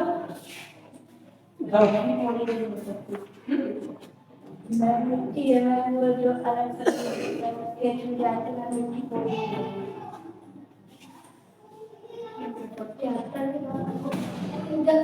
हाँ ठीक है ना। तो देखो सुनो तो केंचुए और जो सूक्ष्म जीव करते क्या है, मिट्टी को पोला करते हैं, जिससे क्या हो जाता है, कैसे वातावरण अच्छे से होने लगता है, ठीक है ना। और जो अंड सूक्ष्म जीव है वो भी सहायता करते किस चीज को, रासायनिक प्रक्रिया के द्वारा। रासायनिक प्रक्रिया मतलब होती है जैसे हमारे अंदर खाना हो गया तो कैसे पचता है, रासायनिक प्रक्रिया के द्वारा पचता है ना। तो रासायनिक प्रक्रिया के द्वारा क्या कर देते हैं, मिट्टी में पोषक तत्व बढ़ा देते हैं। और जो केंचुए हैं वो क्या करते हैं, ह्यूमस, ह्यूमस का मतलब होता है कि नमी बना देना, उसमें पोषक तत्व बढ़ा देना, मिट्टी को भुरभुरा बना देना, वो होता है ह्यूमस, ठीक है ना। हल्का नमी वाला क्षेत्र को क्या होता है, ह्यूमस होता है, ठीक। और ह्यूमस में बहुत ज्यादा पोषक तत्व होता है। जिस स्थान पर ह्यूमस वाला जगह होता है ना, तो अभी सीजन में जाओगे तो अगर अपने पछीले जाओगे, चारा होगा है, हल्का हल्का नमी नमी है, और केंचुए भी है बहुत सारे। Yes sir. वह हर जगह क्या है, ह्यूमस है, क्या है ह्यूमस। ह्यूमस पे इसलिए तो सब देख रहा ना, पेड़ पौधे कितने लगी उड़ रहे हैं, क्योंकि जब पानी गिरा तो पानी में तो नाइट्रोजन आ जाएगा ऊपर से, फिर बताओ कैसे पानी रहेगा ना, में पूरा रहेगी तो चारा जल्दी उग जाएंगे, क्योंकि जो सूक्ष्म जीव होते हैं या फिर जो केंचुए होते हैं वो जल्दी जल्दी वृद्धि करते हैं और जल्दी जल्दी भोजन करते हैं, ये क्रियाकलाप करते हैं, तो मिट्टी में क्या जाता है, पोषक तत्व बढ़ जाता है, अन्ना की तो हाइया है, ह्यूमस बन गया तो फिर लोग चारा चारा चारा चारा। मेन होता पानी, अगर पानी नहीं है तो जीवन नहीं है। अब ये मत कह दे सर सूर्य होना चाहिए, वो तो बहुत चीज होनी चाहिए। अगर मतलब पानी अगर ना हो तो जीवन ना हो, पानी अगर ना हो तो जीवन न हो, है ना। वो बात अलग है कि बोल दो कि सूर्य न हो तो जीवन न हो, वो तो फिर ऐसे में तो बहुत टाइम लग जाएगा। हाँ तो समझ में आएगा। ह्यूमस कब बनाएंगे? ह्यूमस कैसे बनेगा? जो सूक्ष्म जीव है, फिर केचुआ है, जो उसका मल निकलता है, बार बार पोला करेगा, अपना मल निकालेगा, पोला करेगा, मल निकालेगा, तो इससे मिट्टी में क्या बनेगा? ह्यूमस बनेगा। लेकिन देखो पानी जब थोड़ा बहुत पड़ेगा, पानी बहुत देर तक भरा रहेगा, अब बना रहेगा जो मल मूल है जो भी, तो मिल जाएगा, अच्छे से मिल जाएगा, एकदम मुलायम हो जाएगा, खाद बन जाएगा। वही असल में ह्यूमस, वही असल में क्या है? ह्यूमस। अब मैं यहाँ का टीचर नहीं हूँ, लेकिन फिर ह्यूमस बना कर दिखाता हूँ। ह्यूमस कोई तोप नहीं है। अरे चापत्ती लोगे, गहरे में डाल दोगे, थोड़ी बहुत मिट्टी डाल दोगे, और कुछ समय बाद वो अपने आप पुलपुला हो जाएगा, मतलब, लेकिन गंधाने वाला नहीं, खाद बन जाएगा, वही ह्यूमस है। बेटा क्या करेंगे? अभ्यास।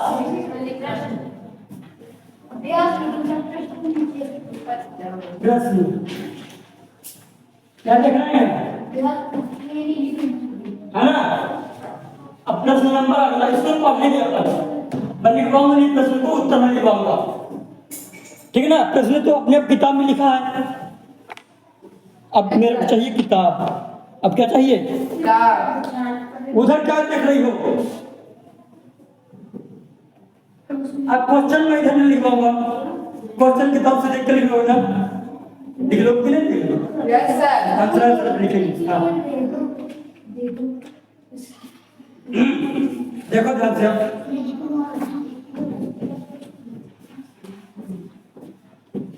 तो प्रश्न नंबर क्या बोल रहा है? उचित शब्द छाट करके रिक्त स्थान को भरिए, खाली स्थान को। अब किताब होना चाहिए तब तो भरो खाली स्थान, किताब कहाँ है? इसमें ये चार्ट को तो पोसा करना है। क्वेश्चन लिख ले। क्वेश्चन लिख ले। 1 2 3 4 चार बोला। 1 2 हम क्वेश्चन लिख लो, जब तक प्रश्न नहीं लिखो, बाद में लिखते हैं। इस सर को भरने इससे खाली स्थान को। हाँ लेकिन किताब में होना चाहिए। देखो एक स्थान पर, एक ध्यान सुनना, बताओ तुम्हें लोग, एक स्थान पर एक ही प्रकार की बड़ी मात्रा में उगाए गए पौधों को क्या कहते हैं? फसल कहते हैं। ये भी परिभाषा अपने आप आ गई।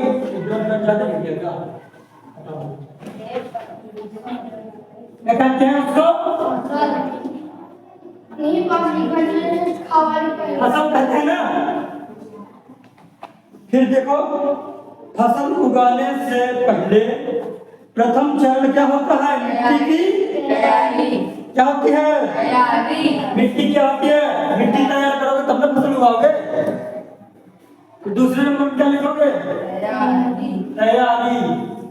ये मिटा दूसरा कर दो पता लगेगा कि क्या बताना है।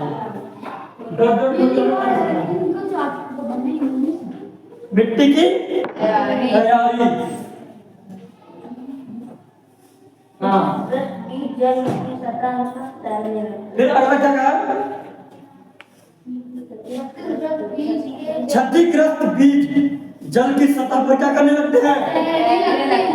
डूब जाते हैं, कि गाना गाने लगते हैं, कि नाचने लगते हैं, कि क्या करने लगते हैं? तैरने लगते हैं। तीसरे नंबर पे आएगा तैरने लगते हैं। अब बताएंगे इसको कैसे। हाँ फिर क्या है? फसल उगाने के लिए पर्याप्त सूर्य प्रकाश एवं मिट्टी से क्या क्या होना चाहिए?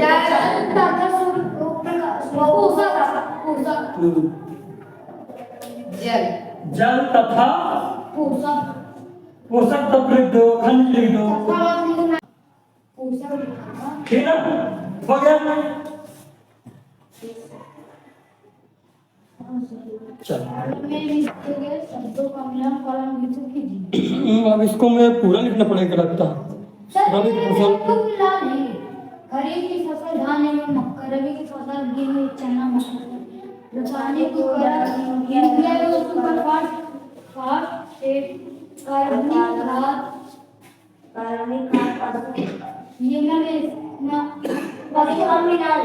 पशु मिला लोगे अपशिष्ट गोबर मूत्र और पांच अपशिष्ट। दिखा दो ना देखो नहीं लिखवा नहीं लिखवा चलो क्या लिखे तो लिखने वाला नहीं है ना। हाँ देखो खरीफ की फसल तो खरीफ की फसल में कौन कौन आएंगे?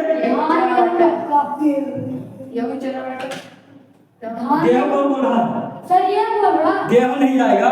पानी के ऊपर धान एवं मक्का। हाँ जब परिभाषा खरीफ की फसल होगी तब बनेगा। तो खरीफ की फसल में क्या आएगा? धान एवं मक्का। धान मक्का जो बरसात के सीजन में उगते हैं उसको उदाहरण लिख देना, लिखना नहीं है जोड़ी मिला देना। रबी की फसल में क्या आएगा?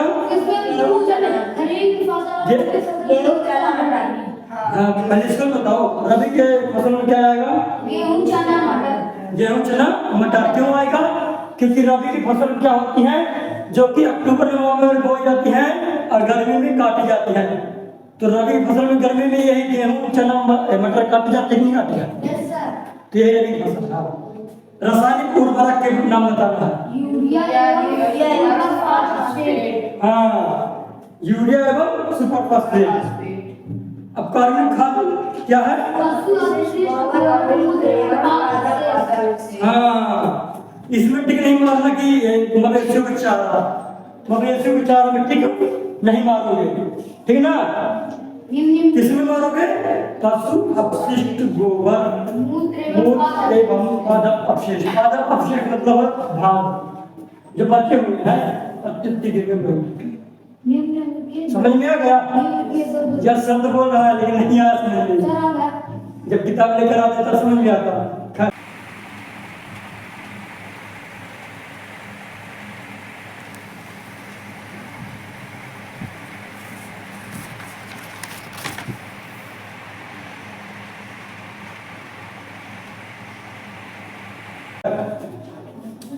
अब इधर से करना शुरू करते हैं। उत्तर तो लिखवाओ, ठीक ना? प्रश्न नंबर कितना है?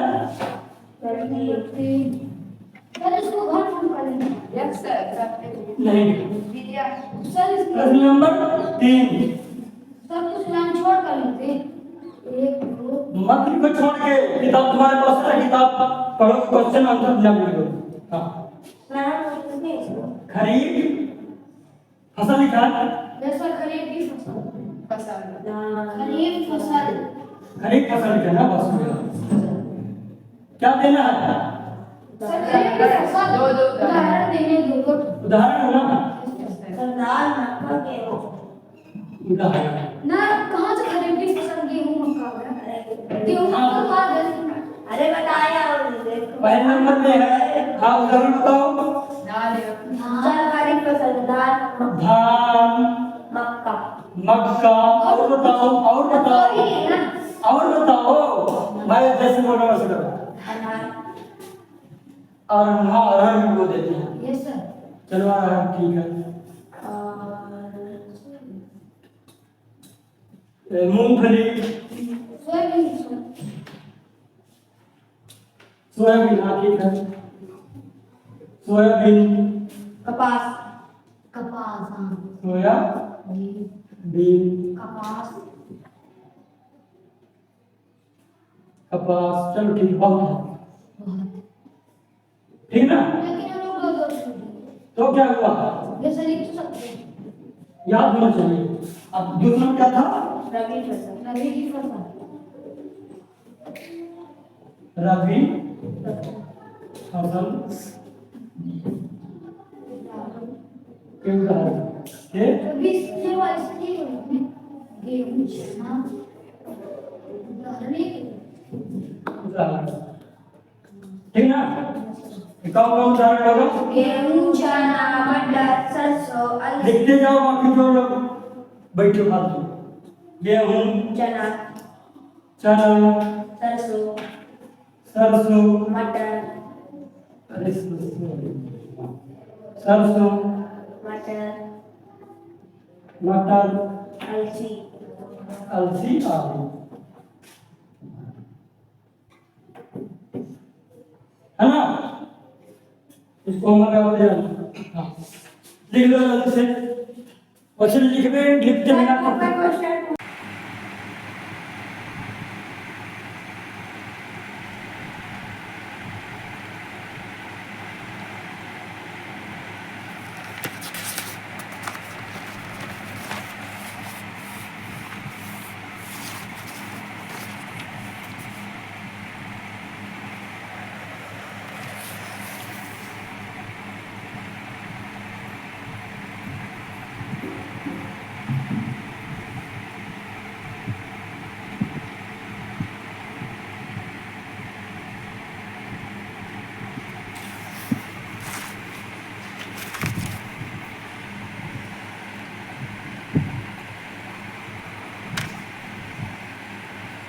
आंसर है ना, वो यहाँ से लिख लोगे, लिख लोगे कि नहीं? इधर पास गोलम मार लेना 5वें का उत्तर, इसको लिख लेना। मैं समझा दे रहा हूँ, बाकी के समझा दूँ, ठीक है ना? इसको देखो, अभी मिटाना पड़ेगा मेरे को, थोड़ा सा मिटाना पड़ेगा। मिटा दो इसको, जो लिखा है तो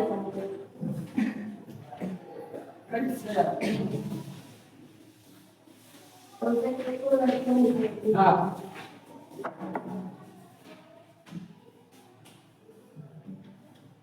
उर्वरक, ये खाद, इकबाल नहीं रखे, समझाओ क्या समझाओ, ठीक है ना?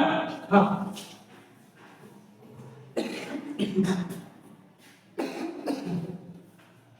ये क्या मानव निर्मित है, क्या ये? इसको मानव ने बनाया है, इसको भी मानव ने बनाया है, लेकिन प्रकृति रूप से। ये मानव रूप से है, और ये क्या है? जैसे गोबर प्रकृति के रूप से है।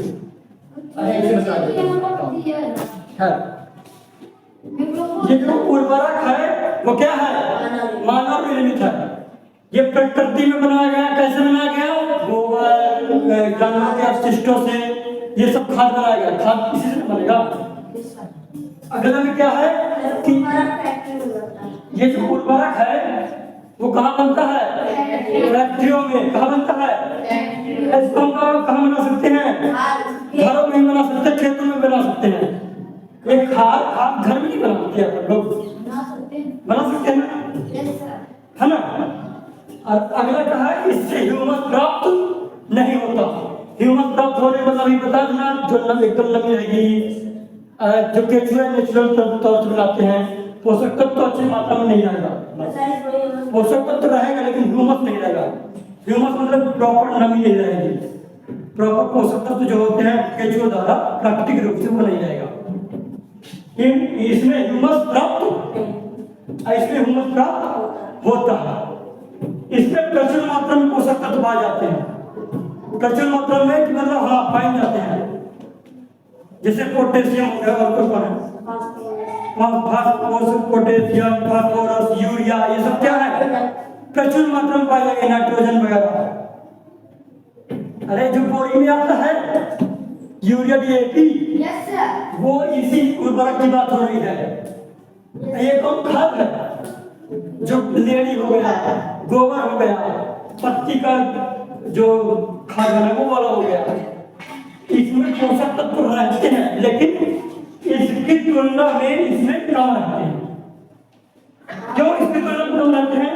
क्योंकि इसमें यूरिया के लिए अलग बोरी की धूप वो आती है, बंडल आती है, आती नहीं आती? पोटेशियम के लिए अलग आती है, अलग से आती ना। बीज नहीं, उर्वरक दवाई जिसको छिड़कते हैं, इसमें तो गोबर में सब चीज मिक्स रहता है। इसकी तुलना में लेकिन कम रहता है। लेकिन बेहतर कौन है? खाद है बेहतर। कौन है बेहतर?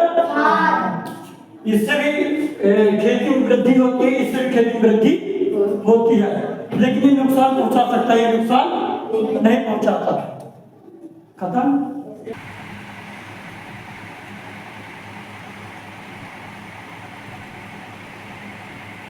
छठवां छठवां चलो लिखो सर क्वेश्चन सर हाँ क्वेश्चन हम नहीं लिखूंगा, मतलब मैं नहीं लिखूंगा, ठीक है। क्वेश्चन किताब में पढ़े दे रहा हूँ। वो लिख दे क्वेश्चन छठवां क्या बोल रहा है? सिंचाई किसे कहते हैं? सिंचाई किसे कहते ओ ध्यान से देखो। हैं? जल संरक्षित करने वाली सिंचाई की दो विधियों का वर्णन कीजिए। देखो क्वेश्चन क्या बोला गया है? सबसे पहले क्या बोला गया है? सिंचाई किसे कहते हैं? तो सिंचाई के जानते हो, खेतों में पर्याप्त मात्रा में और उचित समय में जल पानी डालना ही क्या कहलाएगा? सिंचाई कहलाएगा। और सिंचाई संरक्षित बोला है, मतलब जल संरक्षित बोला है। संरक्षित होता मतलब बचाओ। तो हम जल को कैसे बचा सकते हैं? हमें सिंचाई करना है, ऐसी विधियों का उपयोग बताइए कि हम जल को बचा लें और जल सिंचाई भी कर लें। तो किताब में कौन कौन सी विधियां दी गई है? एक तो छिड़काव दिया गया है और ड्रिप तंत्र और क्या दिया गया है? ड्रिप तंत्र। हाँ दोनों दे दिया है। तो यही लिखा गया है, विस्तार से बताइए। क्या बताया गया है? सर इसमें पूरा विस्तार लिखा। तो हम किताब से नहीं, यही मतलब बताइए किताबें वाले, लेकिन हम यहाँ से करेंगे, ठीक है। तो पहले तो उत्तर नंबर 6। हाँ तो पहले क्या है? सिंचाई परिभाषा है ना। तो सिंचाई क्या कहती है? एक सेकेंड अभी बताया, लेकिन कि पर्याप्त मात्रा में खेतों में पानी डालना। तो देखो उचित समय एवं विभिन्न अंतराल पर खेत में जल देना। देखो उचित समय लिखते चलो। उचित हाँ उचित समय एवं निश्चित हाँ छिड़काव तंत्र, फिर एक्चुअल ड्रिप तंत्र। ड्रिप फिर समझाओ इसको, ठीक ना।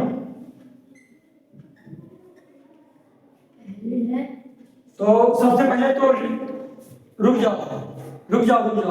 जाओ अभी लिखवाना नहीं पड़ेगा। सर ये लिख छिड़काव बस रुक जाओ, पहले समझा दो। देखो सिंचाई क्या है तो जान गए हो कि एक निश्चित समय में देना है और एक निश्चित अंतराल में देना है। मतलब कि ऐसा थोड़ी है कि जैसे धान है तो धान को पानी चाहिए कि नहीं चाहिए, लेकिन इसका मतलब नहीं कि एकदम भरे रहो थोड़ा बहुत। हाँ अब देखो धान पकने वाली है, अब पानी दिए जा रहे हो, अब कहाँ निकले रहे हो तुम? तो समझा रहा हूँ कुछ लिख के क्या बन जाओगे यानी। हाँ तो धान अगर पकने वाली है और कोई मतलब ऐसा तो पता नहीं है, अब तो फिर पानी कोई दिए जा रहा है तो धान खराब हो जाएगी। यस सर खराब हो जाएगी। यस सर इसलिए बोला गया सिंचाई क्या है? एक ठीक उचित समय होना चाहिए, निश्चित अंतराल भी होना चाहिए, है ना। ये नहीं कि धान पकने वाली है कोई पानी डाले पड़ा धान सब मर जाए। अभी देखो ना धान पकने वाली है, अगर पानी बरसता रहेगा धान सड़ जाएगी। पानी भी गिरने वाला है ना, सड़ जाएगी धान। सर चावल में पानी निकल रहा है ना, इतना पानी नहीं चाहिए। अब पकने वाले थोड़ा सूखा होना चाहिए, ये तो हो गया खराब हो जाएगा। चलो ठीक है, मतलब ठीक नहीं है, अभी लिखना नहीं है भैया, अभी समझा रहा हूँ। अब क्या बोला है? अब सिंचाई कर रहे हो आप, तो अब हमें जल को भी बचाना है। अब कौन सब जल को है बचाए, ठीक है। अभी पानी बरसात का मौसम चल रहा है तो पानी चलो ठीक है चल रहा है, लिखना नहीं है हमको देना, समझो क्या बोल रहे हैं। अगर गर्मी के मौसम में पानी कम जाता है ना, यस सर, तब भी फसलों को पानी चाहिए कि नहीं चाहिए? यस सर, आम का बिरवा है वो पानी चाहिए कि नहीं चाहिए? यस सर, मतलब छोटा पौधा है उसको पानी चाहिए कि नहीं चाहिए? Yes sir. तो ऐसे पानी अगर गर्मी में उड़े देंगे तो क्या पानी खत्म हो जाएगा? Yes sir. पीने के लिए बचे पानी जल्दी। No sir. या फिर ऐसी जगह पर जैसे राजस्थान का एरिया, राजस्थान में ज्यादातर सूखा रहता है। यस सर, इसमें राजस्थान होगा, हाँ थोड़ा सूखा एरिया जैसे, तो वहाँ पानी थोड़ा नीचे रहता है, पानी कम रहता है। तो वहाँ अब हमें फसल उगाने के लिए उगानी, सब्जी उब्जी उगाने के लिए उगानी। Yes sir. तो हम जब जल को बचाएंगे तब ना पानी सिंचाई करेंगे। Yes sir. तो हमें ऐसी विधियां बतानी है जिससे हम जल को बचा भी ले, अच्छी सिंचाई भी कर ले। तो उसकी दो विधियां हैं, उसकी दो मिनट। कौन को? छिड़काव तंत्र और ड्रिप तंत्र। छिड़काव तंत्र पहले जान लो, ऐसा कुछ बनाना ही नहीं है, मतलब समझा रहा हूँ। छिड़काव तंत्र में होता क्या है, ये मान लो मोटर लगी है, मान लो ये मोटर लगी है ना, समरसीबल वाली, कोई भी वाली या फिर एक वाली मोटर देख लो हमारे घर में है ना, एक तो जो कुएं बाहर लगा रखे हो। यस सर, है ना? यस सर रहती है। Yes sir. चाहिए वाली मोटर तो नई वाली मोटर बताओ, ठीक है? समझ गए? सर थोड़ा सा मोबाइल टेस्ट दे दीजिए, उससे चल लेगा। जल्दी नहीं मिलता, लेकिन देखो वो तो ठीक है, लेकिन मेरे को जल्दी चाहिए वाला, क्योंकि ऐसा हाँ ठीक है। तो मान चलो पानी आ रहा है, पानी मान चलो क्या पानी आ आता ही है। Yes sir. यहाँ लाइट और लगी थी, ये ना समझ लो सभी तार और फंसाइए, ऐसा मोटर चल रही है, ठीक है? ये पानी नीचे है, इधर बोरवेल है ना, बोरवेल नहीं तो पानी भर रहा है, ये मोटर चला। Yes sir. अब छिड़काव तंत्र में होता क्या है, ये पाइप लगे रहते हैं बहुत सारे, ये मतलब बहुत सारे पाइप बिछा रहता है। Yes sir. सर इससे छींटे रहते हैं। तो इधर ही बहुत से नोजल लगे रहते हैं, क्या लगे रहते हैं? Yes sir. नोजल लगे रहते हैं। सर ये लोग सर यहाँ लगाए रहते हैं। हाँ बटन में देखे हो कहीं यस पर? सर। यस सर इस साइड में सर। हाँ फुटबॉल जैसे देखा करता है, देखे हो ये वाला? अगर रजित देखो सही, हाँ तो अगर आसपास नहीं देखो तो कहीं गए हो मामा के यहाँ गाय से कहीं, तो ऐसे मोटर चलती रहती है, अब बहुत सारे ऐसे लगे रहते हैं पाइप के नीचे नोजल होते यस सर। Yes sir. फिर जब पानी आएगा, पानी इधर आएगा तो क्या होगा, इस साइड सर। गोल को फिरेगा, गोल को फिरेगा और फब्बार ये सब देखेगा, यस सर। लगे कि पानी भी गिर रहा है, यस सर। लगता है पानी बरस रहा है। तो ये वाला छिड़काव तंत्र समझ गए? Yes sir. छिड़काव तंत्र समझ गए ना? तो इसी तरह अभी चित्र पे ध्यान दे दो, बस अपने दिमाग में वाला चित्र बनाओ जो देखे हो। Yes sir. अभी इधर भी चित्र बना होगा, अभी देखते हैं वाला ड्रिप तंत्र वाला। तो ड्रिप तंत्र वाला क्या होता है, जैसे ये पौधा, जैसे ये इसको, लेकिन इसको और इसको उपयोग कहाँ किया जाता है, इसका उपयोग कहाँ किया जाता है? पहले देखो, इसका उपयोग पता कहाँ किया जाता है, जहाँ सूखा पड़ता हो, ज्यादा पानी आना हो, जहाँ असमतल भूमि हो। असमतल भूमि मतलब जैसे इस तरह, यहाँ ऊंचा हो, यहाँ थोड़ा सा इस तरह हो। तो जब छिड़काव तंत्र का उपयोग करेंगे तो पाइप किस पे बिछा रहता है, बिछा रहता है ना, तो पाइप से पानी जाएगा तो यहाँ भी फव्वारा मारेगा तो यहाँ जाएगा, यहाँ भी फव्वारा मारेगा तो यहाँ जाएगा। लेकिन आप अगर डायरेक्ट वाला मोटर बिछाते तो इधर पानी जाता तो डायरेक्ट यहाँ पर जाता है पानी। Yes sir. इनको फायदा होता पौधों को ना होता। तो हम किसका उपयोग कर रहे हैं, छिड़काव तंत्र का। छिड़काव तंत्र का उपयोग कहाँ किया जाता है, जहाँ सूखा हो, जहाँ असमतल भूमि हो। हम असमतल मतलब ढल चढ़ बिता दो, याद भी होना चाहिए सभी, बना है ना, लेकिन समझाना तो काम है मेरा ना। अभी इसको देखो, ये ड्रिप तंत्र को, जैसे ये पौधा, जैसे ये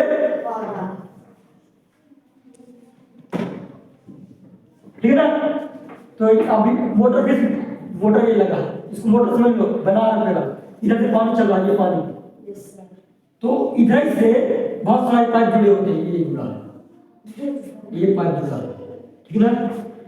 मतलब इधर से इधर ये, इधर से ये वाला पाइप यहाँ का जुड़ा है, ये जुड़ा है, इसकी बात से जाता है, ठीक है ना। ये पानी जा रहा है यहाँ से। Yes sir. देखो यहाँ से ये बहुत सारे लगे हैं, ठीक है ना, बहुत सारे लगे, बहुत दूसरे टमाटर लगा है, यस सर। इस पानी में टमाटर लगा है, आलू लगा है, कुछ भी लगा है। Yes sir.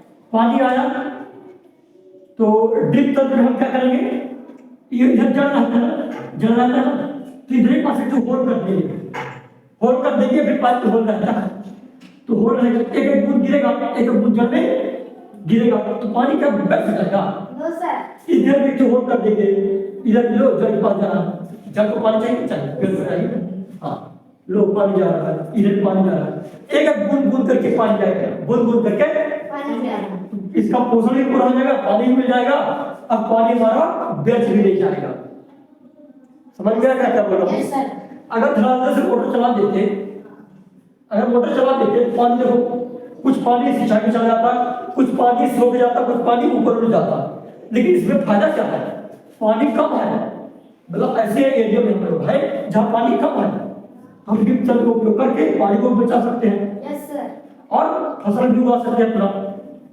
इसका ज्यादातर उपयोग खेती बाड़ी में, मतलब कि जैसे मक्का हो गया, मक्का में ज्यादा पानी नहीं करती, टमाटर वमाटर हो गए, फलदार सब्जियां या फिर बीही हुई हो गई, तो पौधे बड़ा करेंगे ना, करेंगे पौधे बड़ा करेंगे।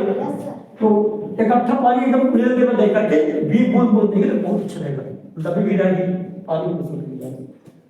समझ में आ गया? इसको लिख लो, फिर इन दोनों में छुपाना है। लिखो लिखो लिख चुके हो ना? इसको ये चित्र नहीं बनाना, चित्र बनाओ यहाँ पे जल्दी करो, फिर लिखा दिखाता हूँ। देखो इस बार दूसरी का वो नहीं है, नहीं फिर से लिखना है, क्वेश्चन नहीं है दूसरा, अब हेडिंग में लिखना है। और अभी तो बताया कि 2 टिक दिया है, अब इसके बारे में जानकारी नहीं, तो फिर से लिखना पड़ेगा। उसके नीचे लिख दो। ऐसे सर, ऐसे करो, उसके बाद नहीं बगल से नहीं लिखना, उज्ज्वल में करेगा सर नीचे नीचे से लिखो, क्योंकि मैं इसलिए मैं उसी तरह लिख रहा हूँ। क्या हुआ? सर पकड़ के हो गया। इसको क्या होगा? सब बाहर क्या होगा? क्या होगा? कुछ नहीं, बस कुछ नहीं। हाँ लिख लो, फिर मिटा दो।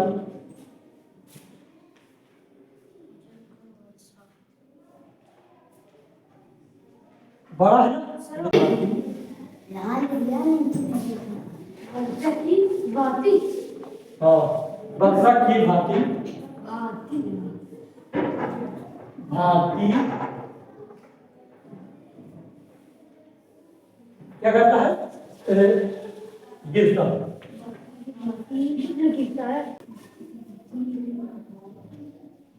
छिड़काव करता है। इतना ही बात लिखना पड़ेगा। क्या करो? चीज वर्णन पूछा है, क्या पूछा है? वर्णन।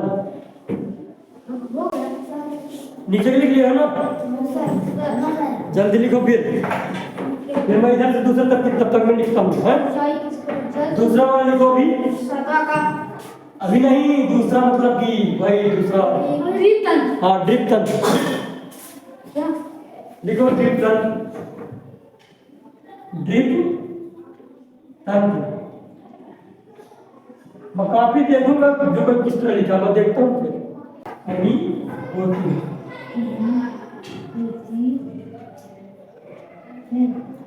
हाँ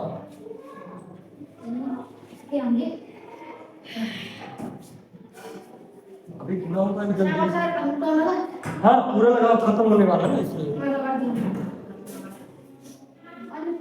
जैसे कहीं कहीं नहीं लगा करता ना, साफ नहीं लगा था, ये वाला लगाया रहता है, ये वाला लगाया रहता है ना, लगाया रहता है ना, मतलब कि कभी अभी तक खत्म नहीं हुआ। लेकिन अभी इधर कॉमन नहीं लगेगा, इधर कॉमन नहीं लगेगा, क्योंकि कॉमन लगा तो गड़बड़ हो जाएगा।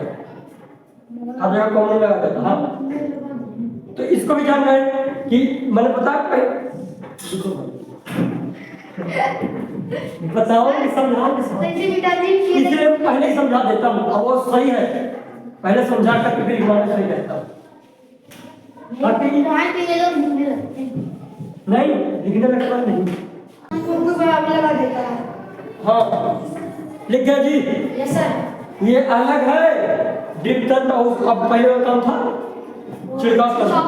आई नोट समझा दिया मैं पहले से बना के। अगला क्वेश्चन पहले देखता हूँ। अभी कहा, अभी तो यदि, हाँ सपना,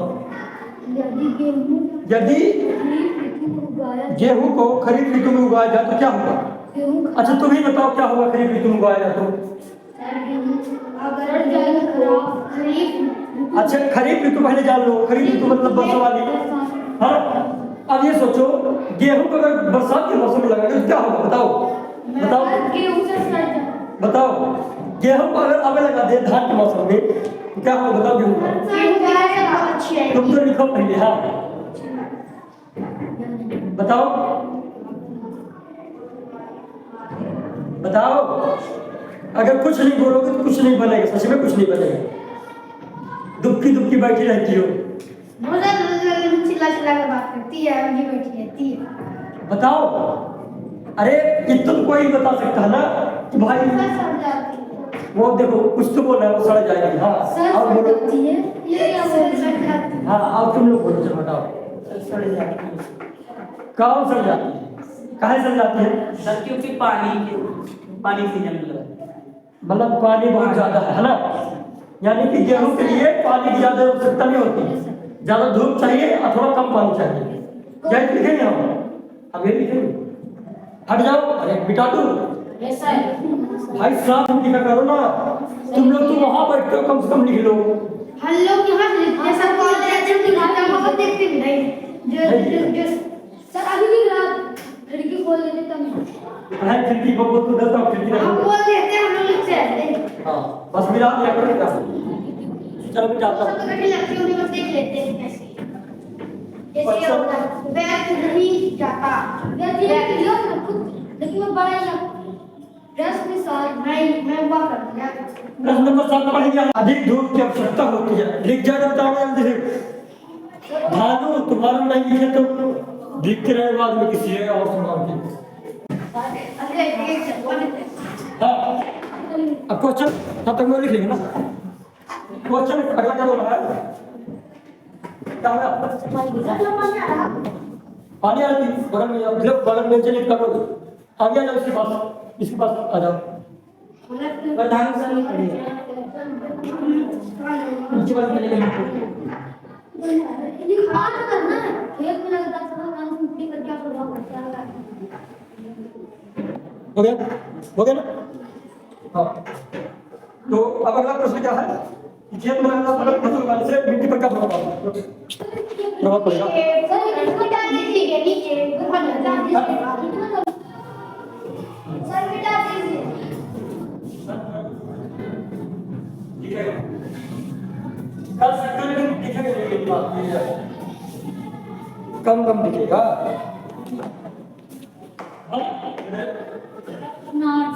पहले भी देख लो, पहले सुन लो। प्रश्न नंबर 8 में आया, तो प्रश्न नंबर 8 में क्या बोल रहा है? खेत में लगातार फसल उगाने से मिट्टी पर क्या प्रभाव? हाँ व्याख्या। ये व्याख्या मतलब बहुत बड़ा उत्तर है। चलो खेत है, ठीक ना? ये खेत की जुताई कर दी, खेत की जुताई तो हो गई। अभी बोल रहा है लगातार इस खेत में हम फसल उगाते नहीं, तो इस पर क्या प्रभाव पड़ेगा? अब अच्छा एग्जाम्पल में बता, समझ लो। ये टंकी है, टंकी नहीं, ये वहाँ टंकी वाला मत समझ पाओगे। भंडारा है, भंडारा क्या है? अच्छा वाला भंडारा ले, इधर का से डोडू है, जैसे 5 चीज है, 5 ठीक ना? जैसे बहुत सी इधर लड्डू है, इधर पूरी है, सब्जी है। भंडारा फिर कहीं शादी कराती है वो, ये कुछ भी समझ सकते हो। खीर सेवइया है, पोहा है ना? चाउमीन है, चाउमीन समोसा सब है बहुत, ठीक है ना? आप ये बताओ, जब पहले इधर आएगा, बहुत आदमी है, मतलब बहुत सारे आदमी है ना? पहली बार आए तो इधर से कोई, अब हर आदमी को अलग अलग चीज पसंद होता नहीं होता। किसको किसी की ज्यादा समझिया अच्छी लगती है, उसमें ये समझ खा कोई चाउमीन खा ले, चाउमीन मतलब जरूरी है। हालांकि पूरी भी खाएगा, दाल भी खाएगा, सब्जी भी खाएगा ना, लेकिन चाउमीन भी खाएगा, रसगुल्ला खा रहा। अब धीरे धीरे कम होंगे ना होंगे। अब मान के इधर पास हो डोसा है, इडली डोसा, अब इसको लोग एक खा रहे हैं, इधर इडली बहुत सारी इडली। इधर तो जो क्या है रसगुल्ला बढ़ाया जा रहा है, लड्डू बेचारा बढ़ाया जा रहा है, मिठाई लड्डू कुछ भी समझ बढ़ाया जा रहा है।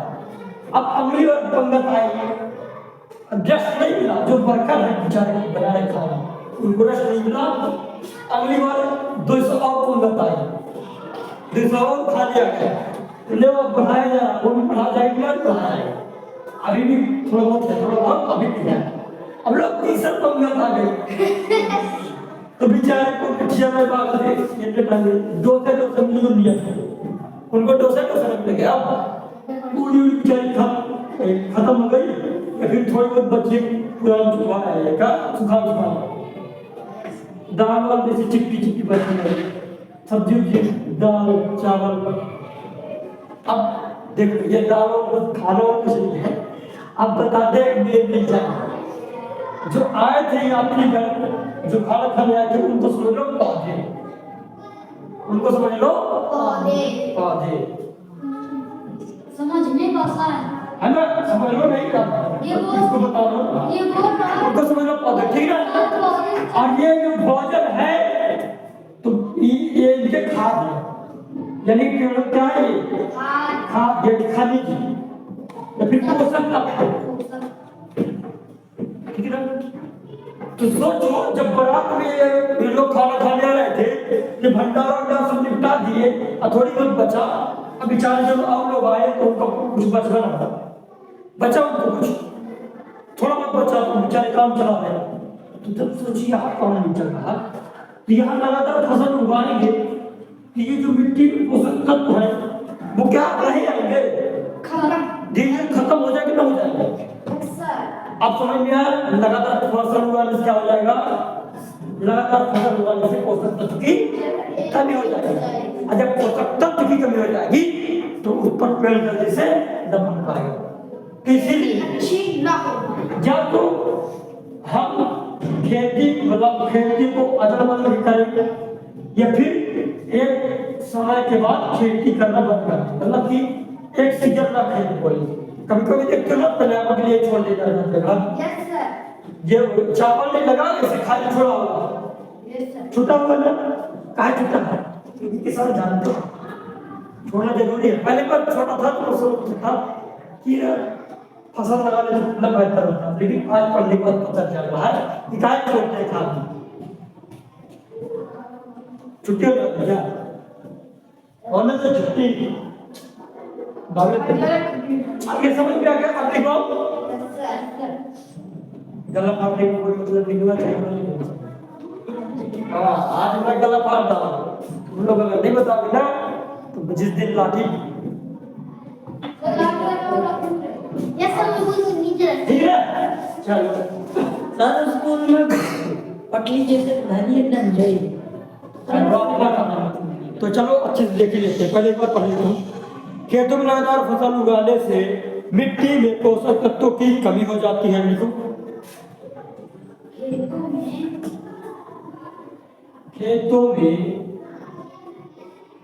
खेतों में लगातार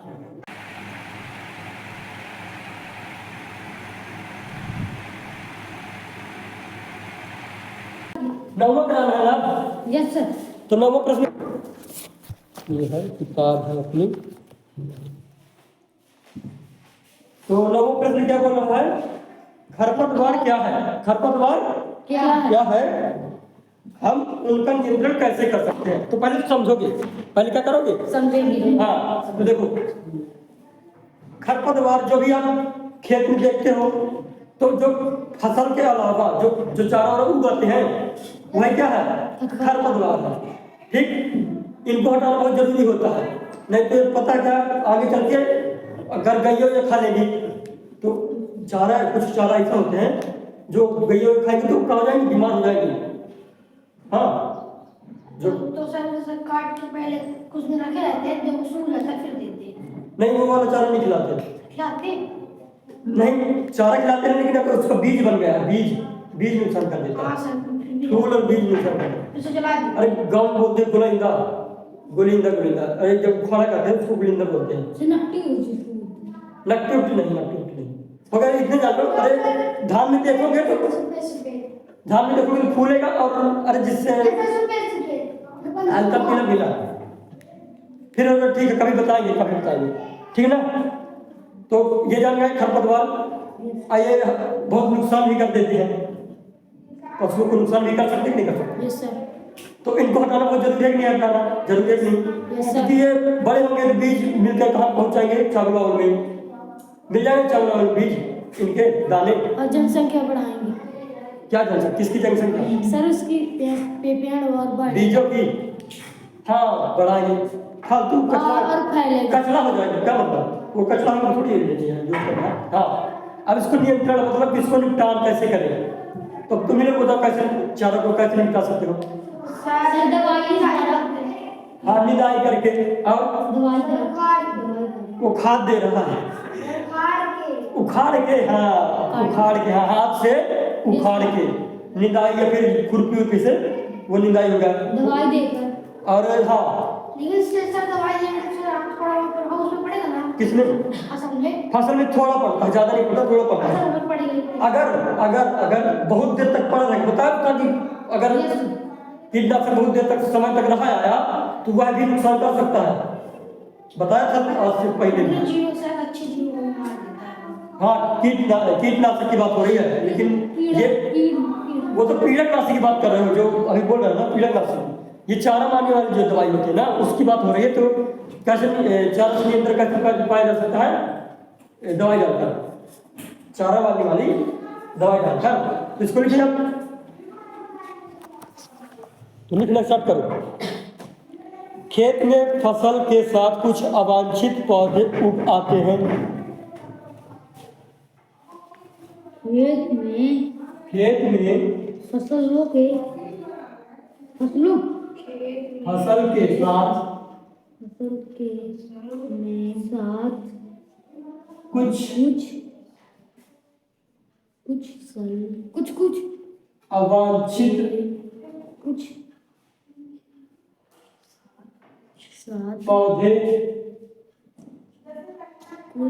साथ कुछ अवांछित पौधे उग आते हैं, है ना। यहाँ तक मिटा दूँ? Yes sir. मिटा दूँ यहाँ तक? यस सर, बता दीजिए। मिटा दे रहा हूँ, ठीक है ना यहाँ तक, क्योंकि इसके आगे तीसरा लिखना है मेरे को, ठीक? डाल दे तीसरा। हाँ तीसरा डाल दो।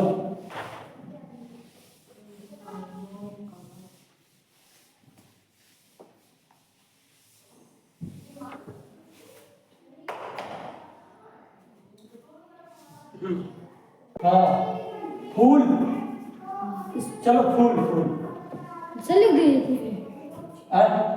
फूल लिख रहे हो? हाँ फूल एवं नंबर तीसरा है, वो देखो अच्छी कर दिया, इसका मतलब अच्छा है। हाँ फूल एवं लिख जाइए। बीज, फूल एवं बीज भी आएगा नहीं, बस ये लास्ट है। अब इसको लिख लो फिर पूरा मिटा दो। चलो गया। नीचे वाले मिटा दो। हाँ सर। तुम नीचे कॉपी अलग से बनाना उसमें, जिस तरह लिखा हो ना अच्छे से उस तरह लिखा होना चाहिए। Yes sir. ये नहीं, ये तो आसान सर, ये जो बॉक्स नीचे है हाँ। इनकी सही खेती कर देनी है। हाँ छठ हो जाए।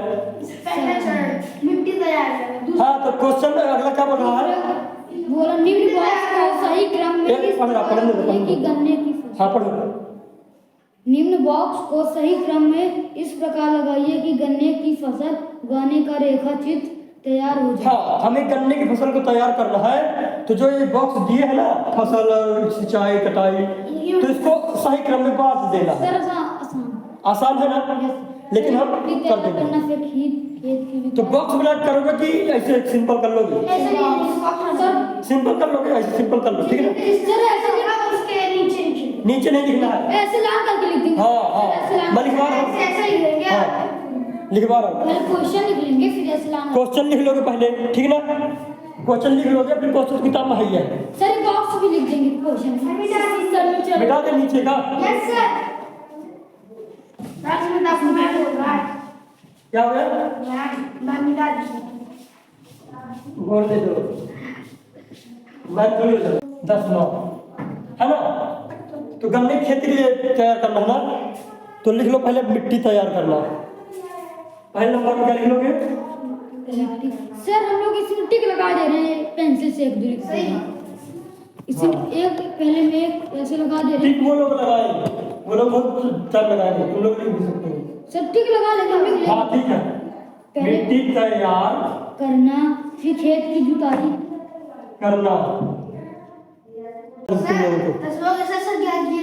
भैया टिक किताब लाए हो, इसे लिख रहे हो कि इसे लिख रहे हो? ऊपर में लिख लो, इसको मिटा देना मेरे को, मत लिखो किताब से टिक मार के इसी पे लिख दो। मैं ऐसे लिखा दिया हूँ। अब इधर 3 है, ये वाला ऊपर से नीचे ऐसे ये वाला 4 है, ये वाला 4 है, ये वाला 2 है, ये वाला 6 है,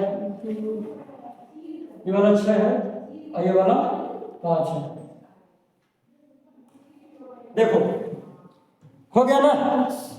बॉक्स देखो नहीं आप, अरे किताब में बना भैया, किताब में बॉक्स बना तुम्हारे क्या पसंद हो रहा है? किताब इसलिए लेकर आना चाहिए था, ये किताब में बॉक्स नहीं बना तो बॉक्स में भर लेते। जब किताब लेकर नहीं आती तो क्या करूँगा?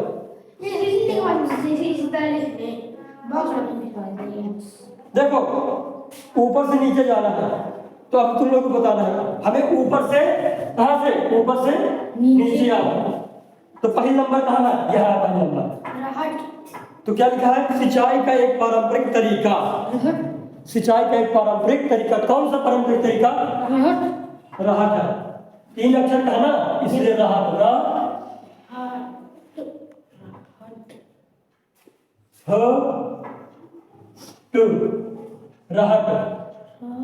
फिर दूसरा नंबर लिखा बड़े पैमाने पर। नहीं नहीं नहीं, हमें इसी तरह पढ़ना। लगातार बड़े पैमाने पर पालतू पशुओं की उचित देखभाल करना। क्या कहलाता है? पशुपालन। पशुपालन लिख रहा है। दूसरा नंबर कहाँ लिखा है?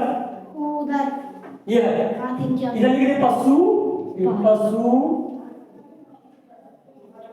पालन। हो गया ये पशुपालन, है ना। अब तीसरा नंबर देखो, फसल जिन्हें वर्षा ऋतु में बोया जाता है, क्या कहते हैं? तीसरा नंबर कहाँ है? ये है। तो लिख दिया खरीफ,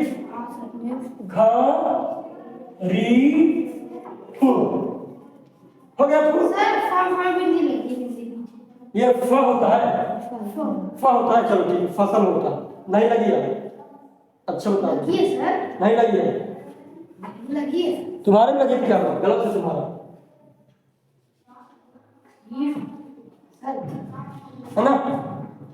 अब वो है 6वां नंबर। 6वां नंबर कहाँ है? ये है, ऊपर से नीचे जाना ना।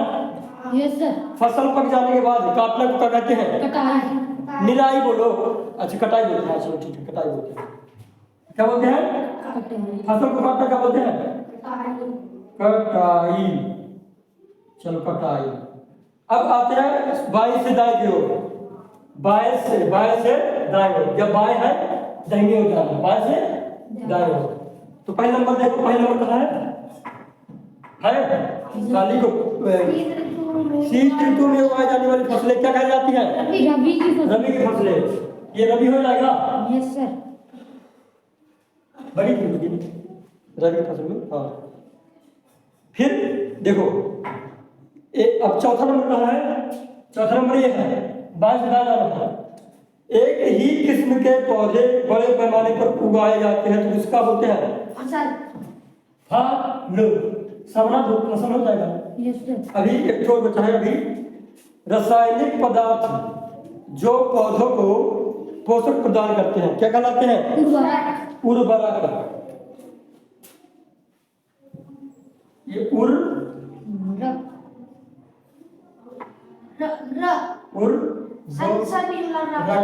हाँ उर्वरक हो गया। उर्वरक। Yes sir. अब खरपतवार हटाने की प्रक्रिया क्या कहलाती है? निराई। ये कितना नंबर है? 7वां नंबर है। 7वां नंबर है ये। ये नी राई चाय में फिर लो चाय माई निराई। खैर, तो इसको लिखने की जरूरत नहीं है रजित, बॉक्स में बना लेना। मैं इसे बताया हूं किस तरह किया जाता है। अब आप लोग ऐसे कर सकते हो कि जज आसानी के लिए कि इसको करने के बाद रवि अपनी कर सकते, जरूर नहीं पेपर ये इसी तरह आएगा लेकिन आ सकता है। तो अब मिटा दे। Yes sir. अब कुछ प्रश्न उत्तर कराना क्या है? प्रश्न उत्तर कराया कि हो गया? अब सर पार्ट करना है। वैसे है प्रश्न उत्तर, बताओ। पार्ट 2 आ गया। अभी प्रश्न उत्तर है वो जो कट गया जो मैंने नहीं कराया था, सर। अच्छा जो मैंने नहीं कराया था। पार्ट संबंधी बात संबंधित वाला लिखा है, धान को शीत ऋतु में क्यों नहीं बोना चाहिए? धान को शीत ऋतु में क्यों नहीं बोना चाहिए?